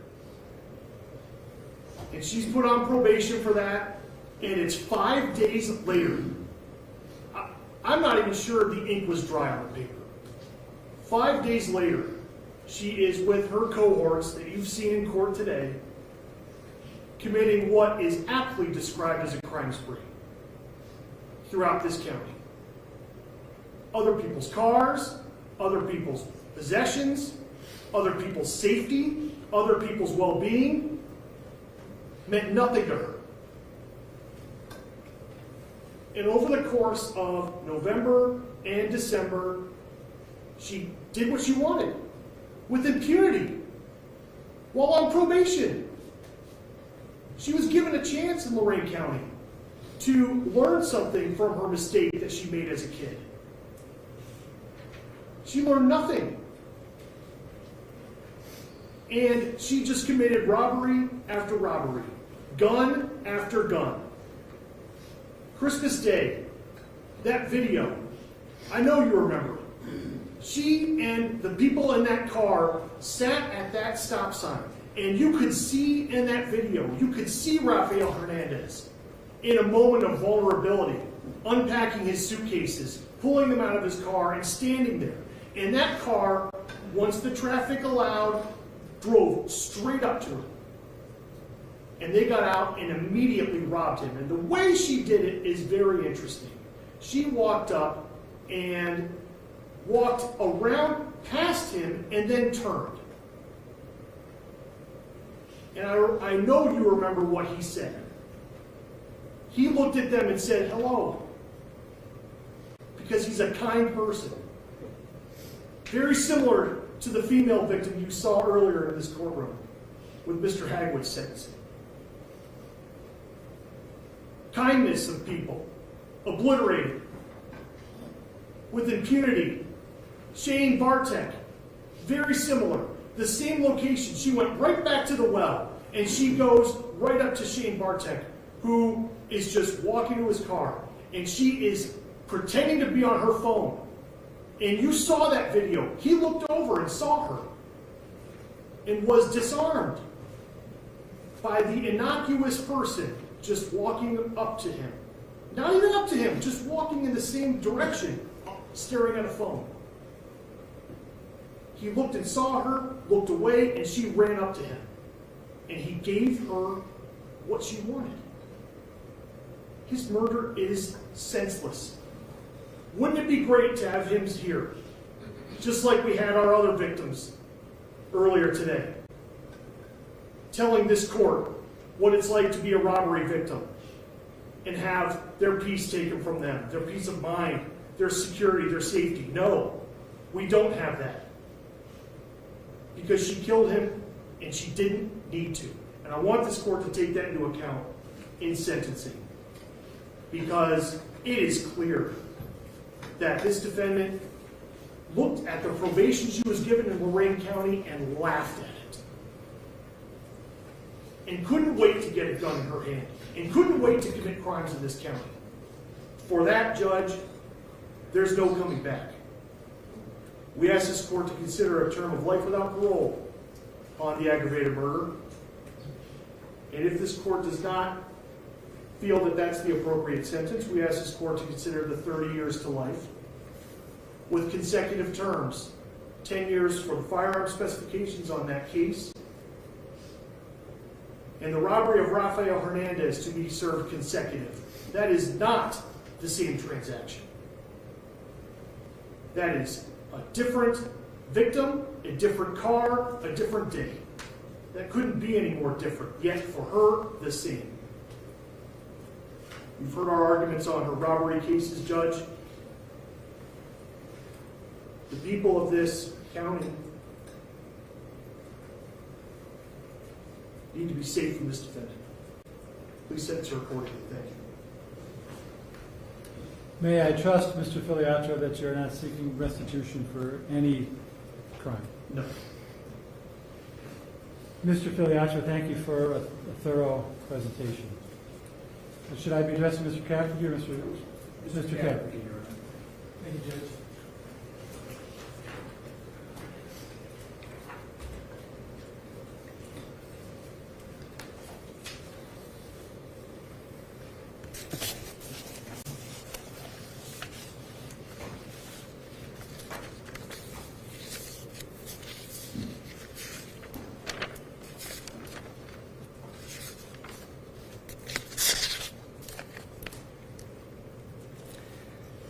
Your Honor, in the back of the courtroom is the family of Tamara McLoyd.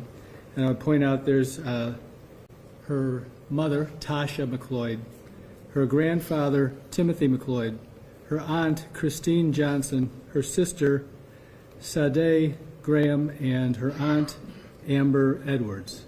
And I know, Judge, before I get started, I know that my client's mother, Tasha, would like to address the court. That would be okay. Object, Mr. Filiatro? No objection.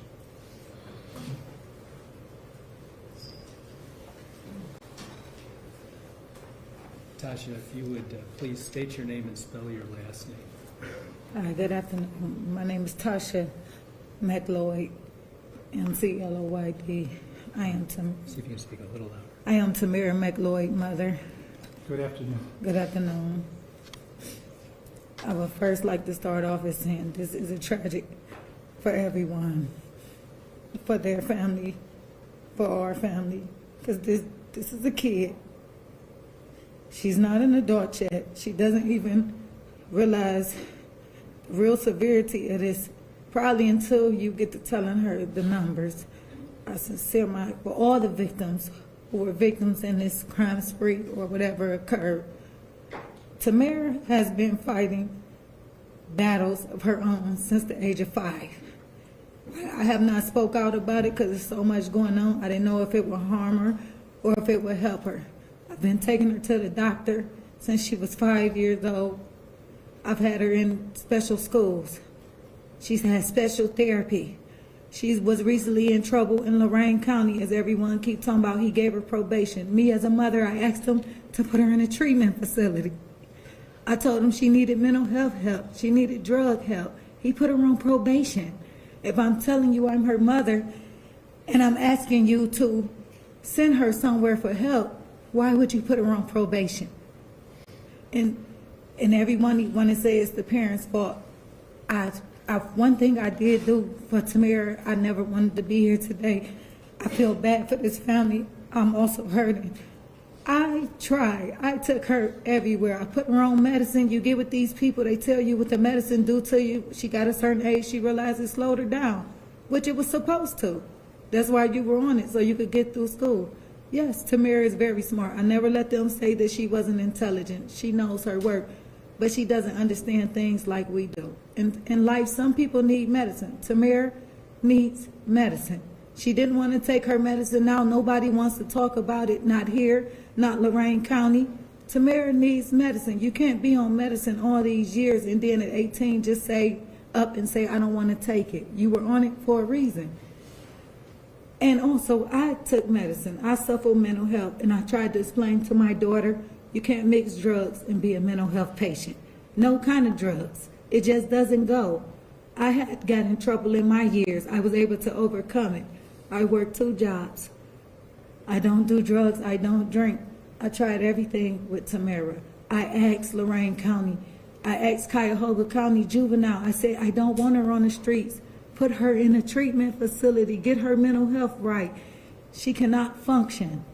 Nobody didn't hear me. Next thing I know, we wake up to this on New Year's Day. And I know she has to go to jail for a long time, but I don't think a life sentence without parole would be it, especially because something is wrong with her. She didn't just up and wake up and say she's going to kill somebody. She doesn't function like you and I does. She never has. And at first I was in denial when they told me, who wants to hear their kindergartner has severe problems? But what I did do that summer as her mother, I watched her. Before we went back to school for her first grade year, I had took her to Applewood to be assessed. When we walked in the building, they said, Ms. McLoyd, can you come in the office? I said, yes. They said, Tamara has a problem. It's a lot of kids ahead of her, but we need to address it now. But I was able to provide them with paperwork saying I took her to be evaluated. Like I said, I know my daughter has to go to jail, and I know a man is dead, but I don't think she should spend the rest of her life in jail because she really isn't fully aware of the things that she did. And drugs played a big part. Everybody could say she wasn't high and she wasn't this. I'm her mother. Tamara was on drugs. I kept telling everybody, I don't know what kind of drugs. I never did drugs. So I was able to control myself a little better than Tamara with my mental health. So right now I'm on medicine. I was scared to get up here today. I'm overwhelmed. This has broke me down. And I'm so sorry for his family, but at the same time, Tamara has a problem too. We need to help her too. And I know that, like I said, you have to send my daughter to jail, but it needs to be in consideration of all the things she's been through in her life too. And everybody, needs closure. They're never going to see their son again. It's a possibility I will never see my daughter outside the bars again. But we really need to make mental health aware, especially in our juveniles. People need to take it serious. The prosecutor in Lorain County said, oh, it's just a little mental health there. Mental health is mental health. It's not little, it's not big. If you're mental health, you're mental health. Who's to sit here today? You would think I am not a mental health because I can function and get up here and talk to you. But I am. I take medicine, but I work 2 jobs. I'm able to control myself. But a lot of that control was because I knew not to do drugs and stuff, something she did opposite of me. So people can change with the right help. And I know you have to send my daughter to jail for a long time, but I don't think she should go for life. Because I think with the proper help, she could come out and be somebody very smart, because she is very intelligent. I would never take that from her, but she doesn't function well like us. And I am sorry to y'all family for y'all loss. But just know that I didn't leave her out here in the streets to hurt y'all brother. She was getting help. We are not a bad family. I know y'all will never see him again. But if we could help her and make mental health aware, it would be greatly appreciated. And my condolences to y'all family. Not to put too fine a point on it, but the sentence for the aggravated murder by statute is a life sentence. The question is, will there be parole eligibility, and if so, after what amount of years? Okay.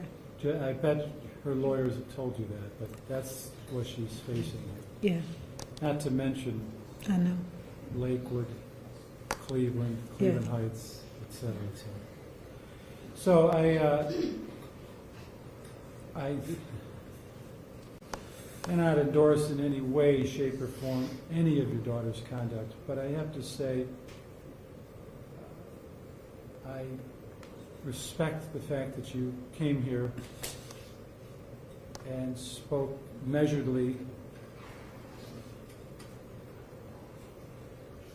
for your daughter. Of course, I guess that's the least you can do as a mother. Anything else, Mr. Caperkey, from this witness? No, Your Honor. Thank you. Thank you. Mr. Caperkey. Judge, as the court's aware, the court has my client's pre-sentence investigation that showed that at the time she's drinking a fifth of Jack Daniels a day, she's smoking a quarter ounce of weed a day, and she's doing ecstasy pills. Judge, you also have her psychiatric clinic report, which highlights that she's got a family history of bipolar, that she has a number of substance abuse issues, and that she has had psychiatric history that included outpatient treatment at Applewood, Belfair, Presley Ridge. This is all done between the ages of 6 and 17 years old. So this isn't a defense coming in and making up a story about her having problems. This is documented information that the courts had, and I would highlight we gave to the State of Ohio, Mr. Filiatro and his fine staff, and we also provided to the court records concerning my client's school records and behavioral issues dating all the way back to when she was, as her mom said, in kindergarten. She has had behavioral issues that have been unresolved since she was 6, and she was in special school, and I think at some point in time, Mom decided that she didn't want her child in these behavioral schools her entire career in pre-college education, and so she pulled her out to try and mainstream her, and from then on, it was all downhill for Tamara. But I would highlight, Judge, just as part of the record, I know you have that, and that I know that Lorain County Juvenile Court indicated that her last IQ test was at 71. What is, and I'm going to let you make your full presentation, there's no question about that, but if you don't mind my asking, what is the evidence that she doesn't and didn't know right from wrong? None. We're not indicating that, Judge.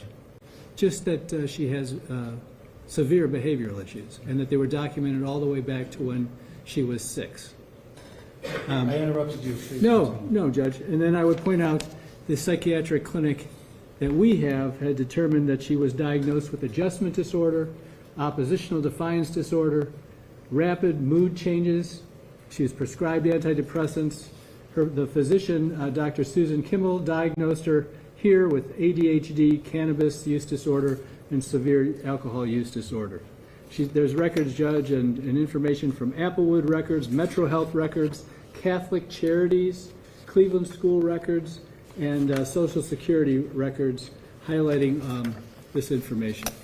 So what are you saying to somebody like Ms. Bartek, who just spoke, and she didn't say her diagnosis, but she concedes she herself has had some mental health problems over the years. What do you say to someone like her who doesn't go out robbing, and killing people?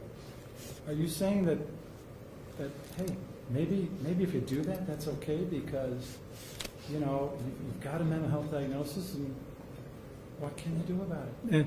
Absolutely. I think it is in a way disrespectful to the millions, I dare say, across the planet, billions possibly, of people who have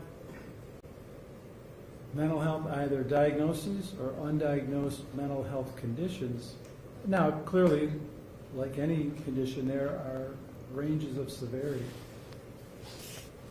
But,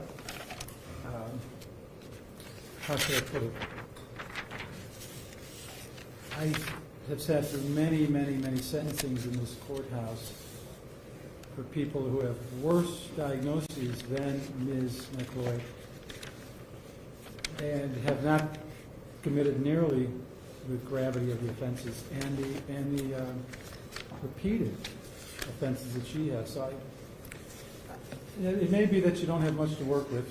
I've listened to the evidence, of course, at both trials, and none of it is flattering. So I'm not maligning you for what it is you're bringing up. I just don't know. In a way, it argues for a longer prison term because you're saying she won't control herself.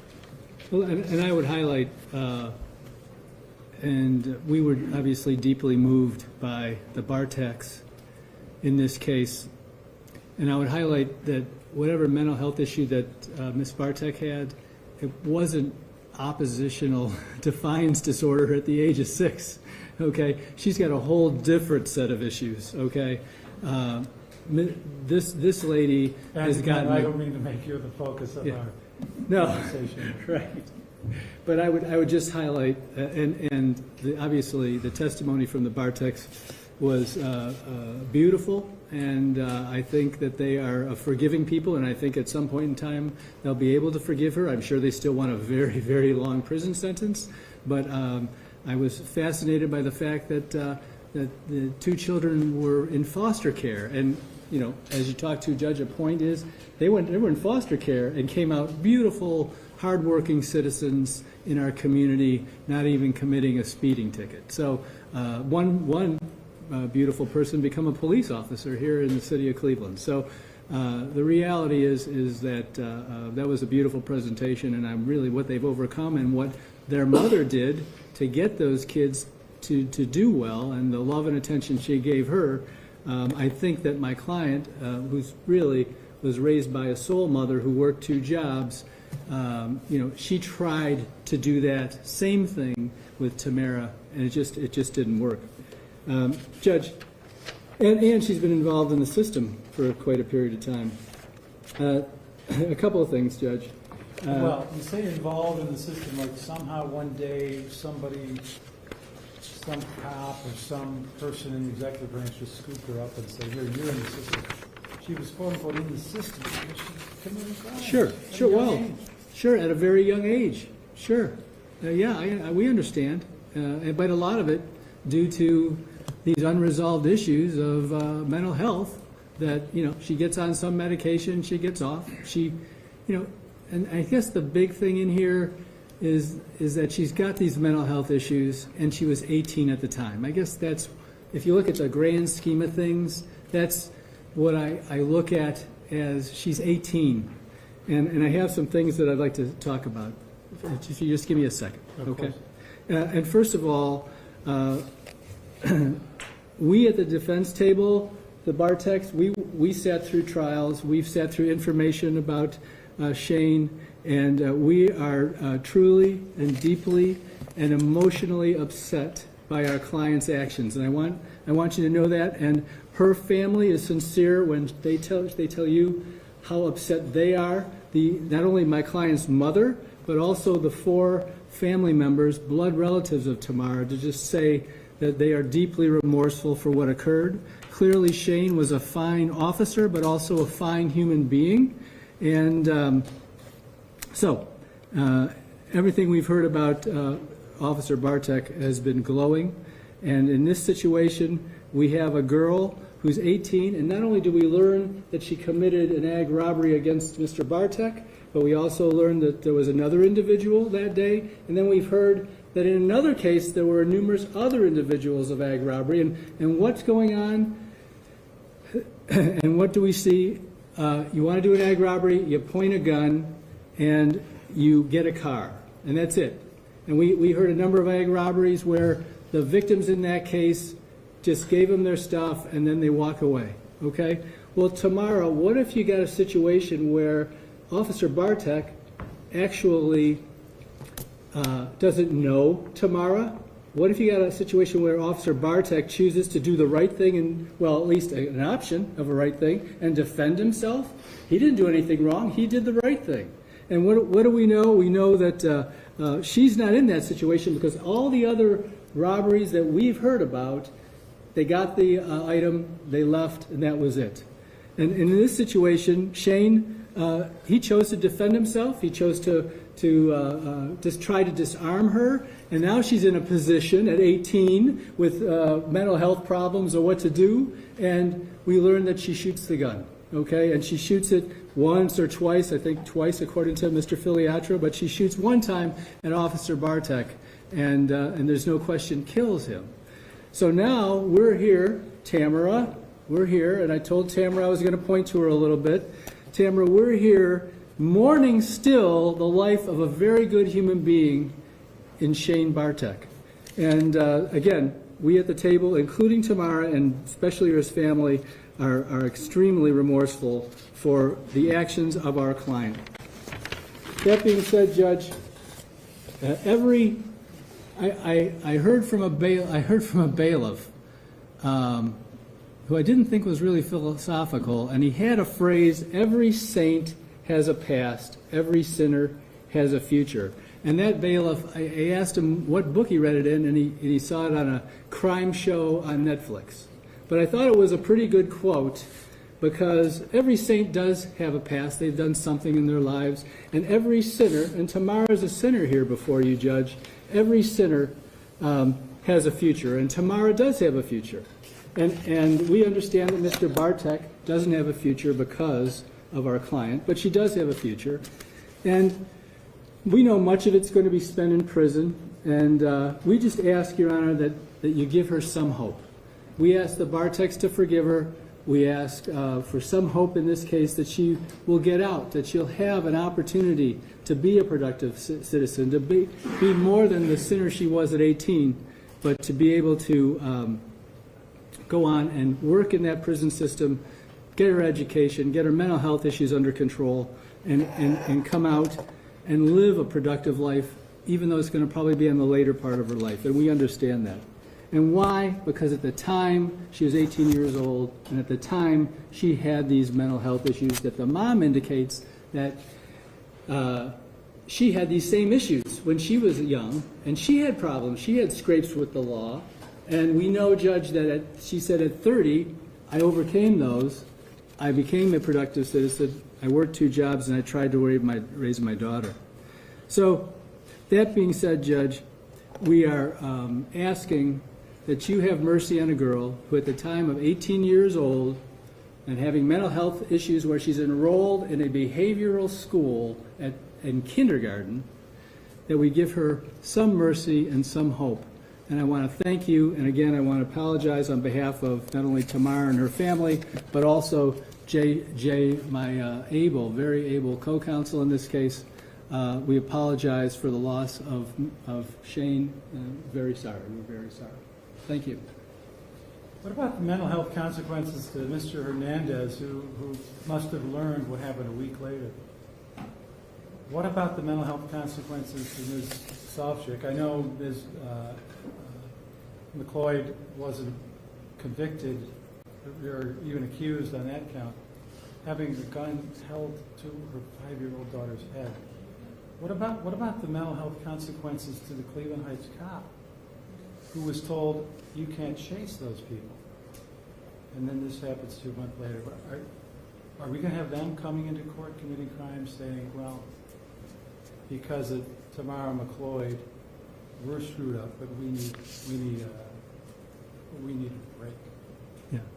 Well, I got you. And we're not asking for probation, Judge. We know the penalty here.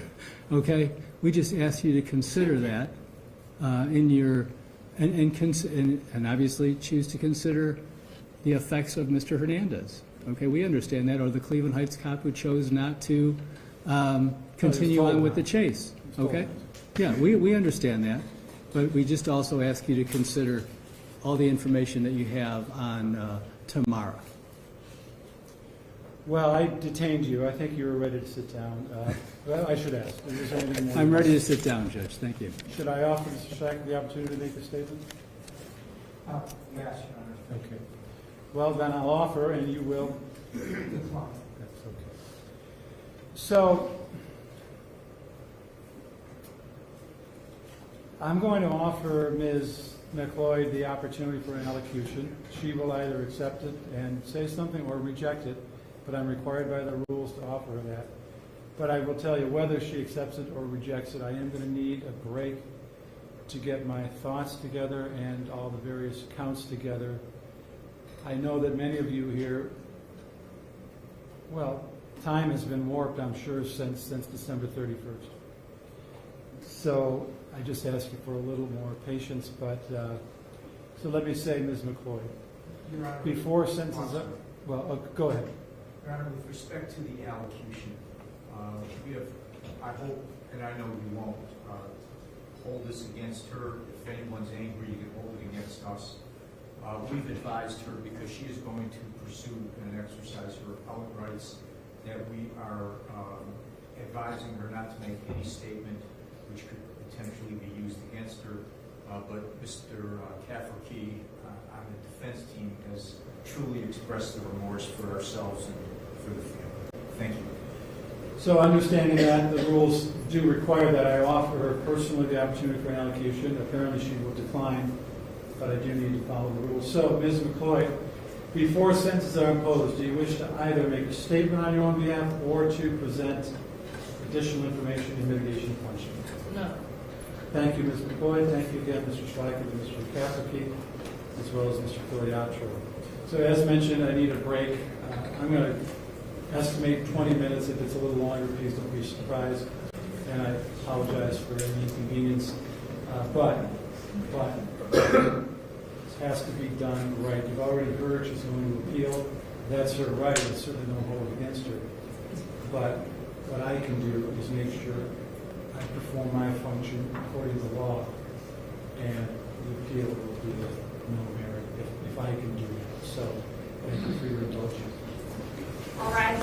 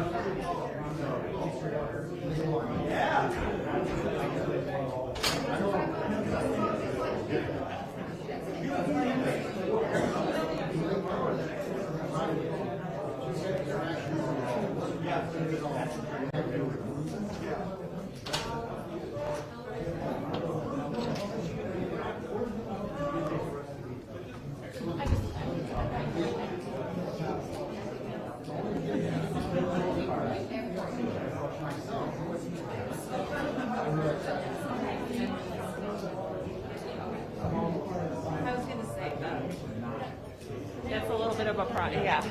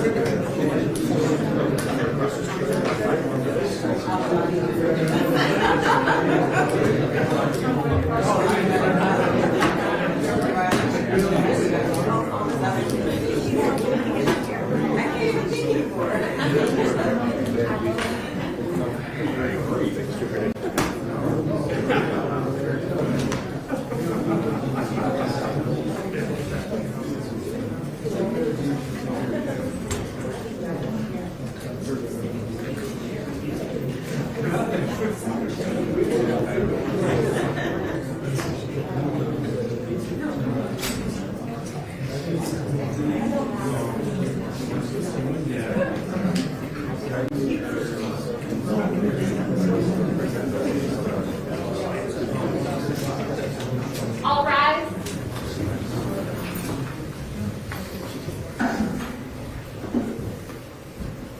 Thank you. Please be seated.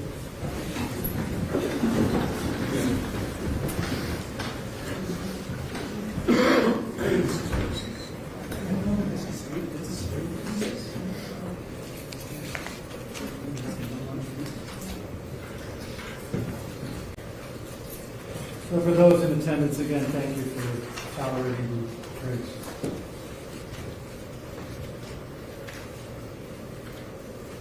Mr. Filiatro, in case number 669261, the several aggravated robberies, I find that counts 2 and 3 are allied offenses of similar import. I find that counts 5 and 6 are allied offenses of similar import. And I find that count 8 is allied to all of those counts. Recognizing that, do you wish to make an election? We will elect similarly as we did with Defendant Hagwood. I believe that was counts 2 and 5. Right. Thank you. Thank you. And your election is not with prejudice to your ability to argue on appeal that the decision that they are allied as well. Thank you.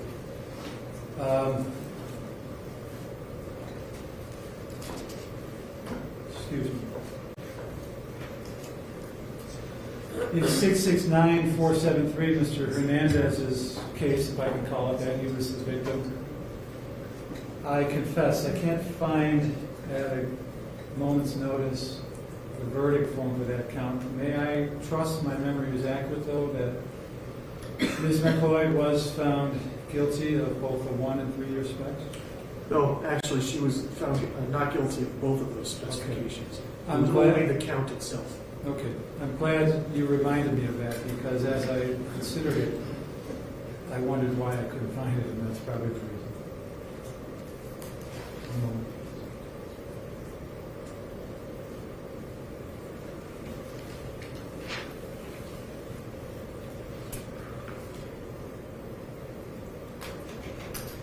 So, Ms. McLeod, before I get to the individual sentences, there will be prison terms imposed today for felonies of the first degree. And therefore, you are informed that on those counts, not the aggravated murder, because that is separate and not subject to post-release control, but on the felonies of the first degree, if and when you get out of prison, you are advised that you will have to serve 5 years of post-release control, which we abbreviate PRC. That means that for those 5 years upon release, you have to report to and be supervised by a parole officer, and have to follow whatever conditions are placed on your conduct. If you don't, then the prosecutor will charge you with a felony known as escape, where you face additional prison time. During the period of post-release control, if you should fail to otherwise evaluate any conditions, then the parole officer can return you to prison without bringing you to court for a maximum of 1/2 of your original felony sentence. Finally, if you're on post-release control at some point in the future, which is by no means guaranteed, then if you commit a new felony, when you're sentenced for a new felony, you can get an extra prison term of a maximum of 5 years as a punishment for violating the PRC. Additionally, I do want you want to let you know that in imposing the following sentences, some number of these will be required to be served consecutively, meaning one after the other, as opposed to concurrently, which is all at the same time. And I'm going to do that because, based upon all facts and evidence of the trials and everything I've heard here today, and every document I've read, I am persuaded that consecutive service is necessary to protect the public from future crime, as well as to adequately punish you. And really, it's especially that. Additionally, I find that consecutive sentences are not disproportionate to the seriousness of your repeated conduct over the months, and to the danger that you do pose to the public. And I find that all these offenses were committed while you were on a community control sanction, particularly, or specifically, I should say, in the Lorraine County case.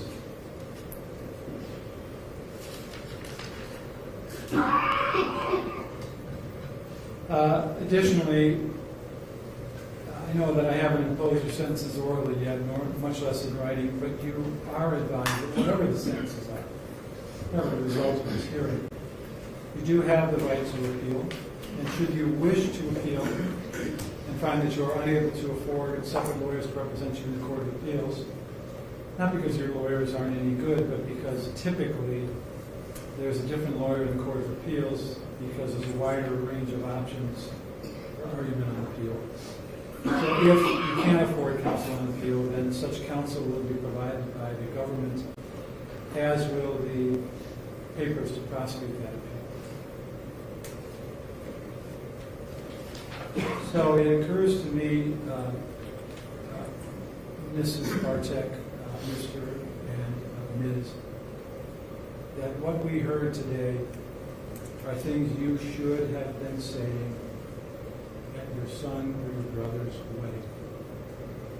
And that is heartbreaking.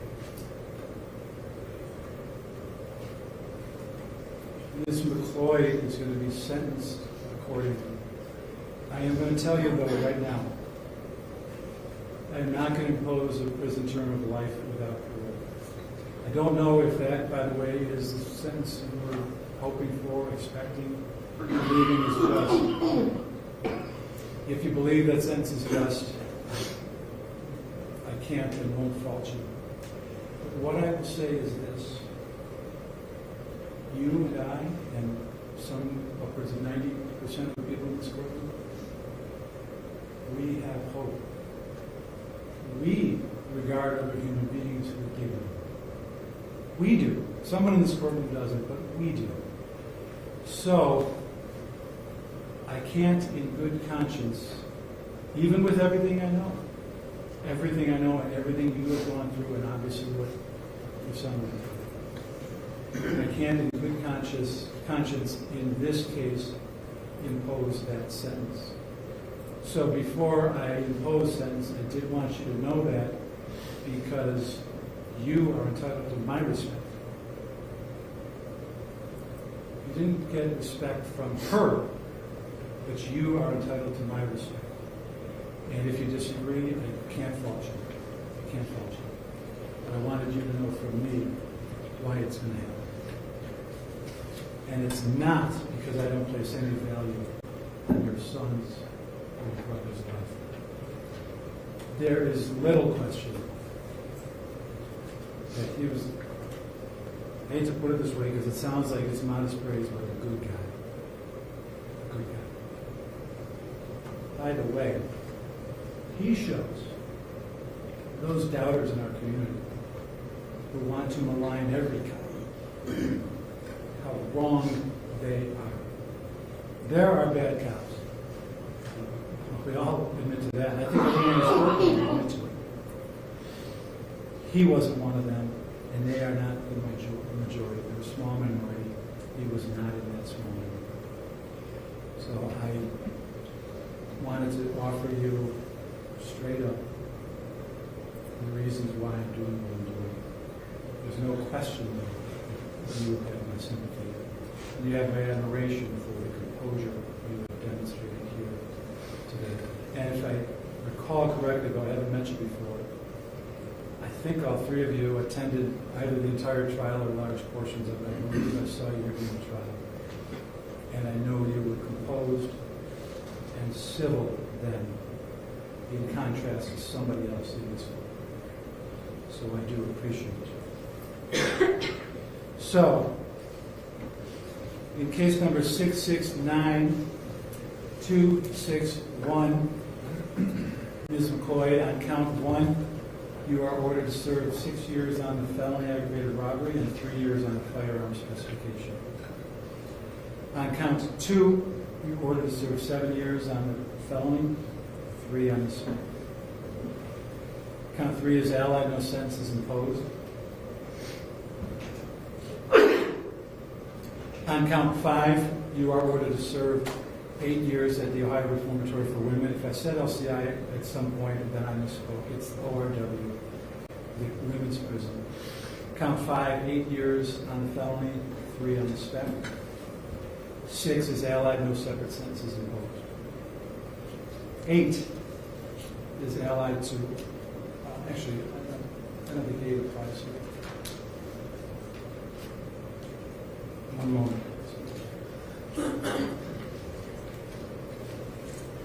Count 8 doesn't apply. On count 8, I find that that is an allied offense of similar import to all the others. And no sentences imposed on count 8. On count 9, Cleveland Heights, you're ordered to serve 8 years on the felony and 3 on the spec. And on count 11, the weapon under disability, you're ordered to serve 12 months. In case number 669473, the Christmas with Rafael Hernandez.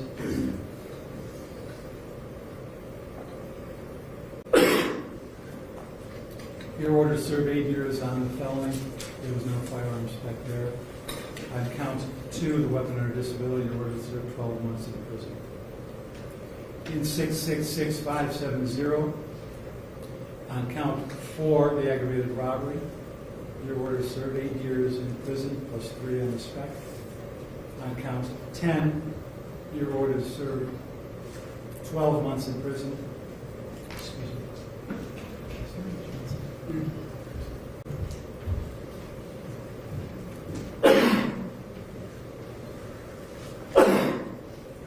Sorry, it's not COVID. I just have something like.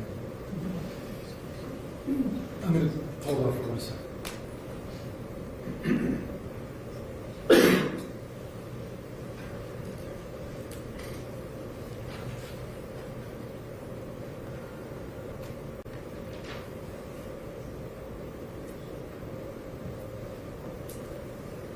You okay, Glenn? On count 2, Ms. McLoyd, the aggravated murder on December 31, 2021 of Shane Bartek. You are ordered to serve a sentence of life imprisonment with first parole eligibility, if at all, after 25 years. That is on the felony itself. You're ordered to serve 7 years on the firearm specification, which is going to be consecutive to the 3-year spec on count 4, and of course, the life sentence. Here, all counts in 669261 are ordered to be served concurrently with each other, and the 4 specs there concurrently over the state of Ohio's objection for essentially 11 years in that case. And count 11 is concurrent as well. In Rafael Hernandez's case, the one ending in 473, you're ordered to serve the 2 counts concurrently.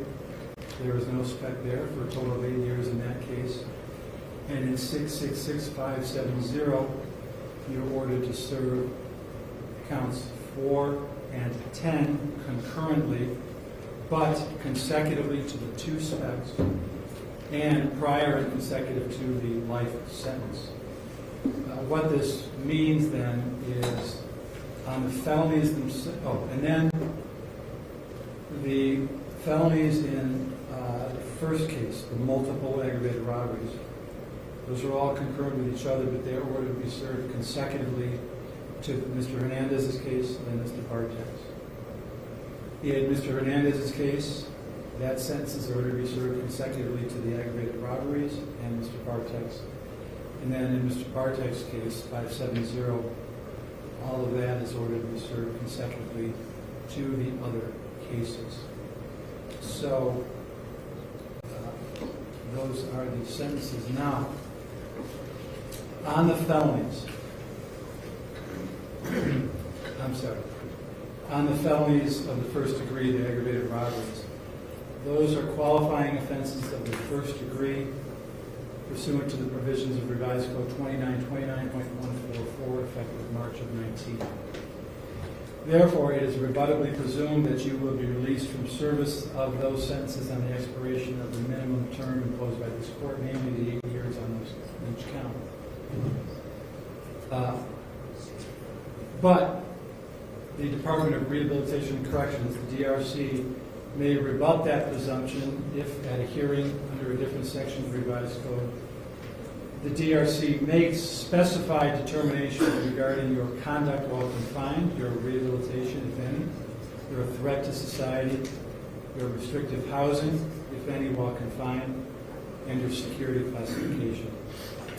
If the DRC, at such a hearing, makes the specified determinations and rebuts the presumption, then the departments may maintain your incarceration on the longest felony one sentence, which is really 8 years here, or up to an additional 4 years for a total of 12 years. So therefore, your maximum prison term on the underlying F1s is, in fact, 8 plus 4 or 12 years. You know we object to the Reagan-Toxin position, Your Honor. Noted. And is the state of Ohio want to make sure orally you preserve any objections? Yes, Judge, we would object to the imposition of only one firearm specification in 669-261. Additionally, with that case, is there not a count 13? Weapon or disability? Improper handling of a firearm. This is again why I asked. Give me a second, please.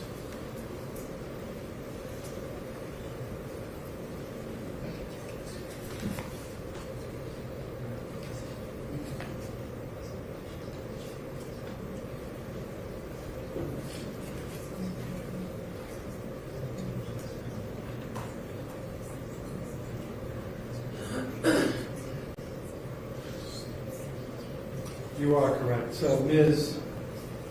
McLoyd, on count 13, improper handling of a firearm in a motor vehicle, you are ordered to serve 12 months at the Ohio Reformatory for Women, concurrently with the other felony sentences in that case, and then consecutively to all others. Anything else, Mr. Filiatro? No, Judge. Thank you. Ms. McLoyd, I will tell you the number of years before your first parole eligibility, if, frankly, I was confident I could give you from the bench here the accurate number. Suffice to say, I would expect that you would be in your 70s before you first come up for parole. You are a walking id. You threatened, you stalked, you stole, you robbed, and you killed without compunction. So your sentence is condemned. Thank you. This hearing is concluded.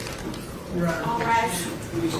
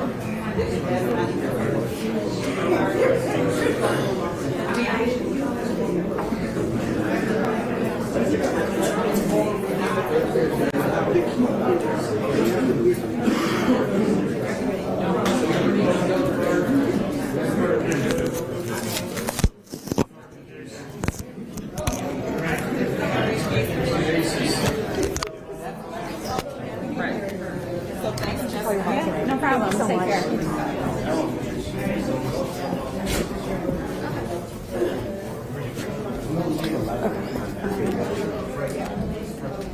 Can you jump on the camera live? It's over now. Are you jumping up? Are you jumping? They want us to go first.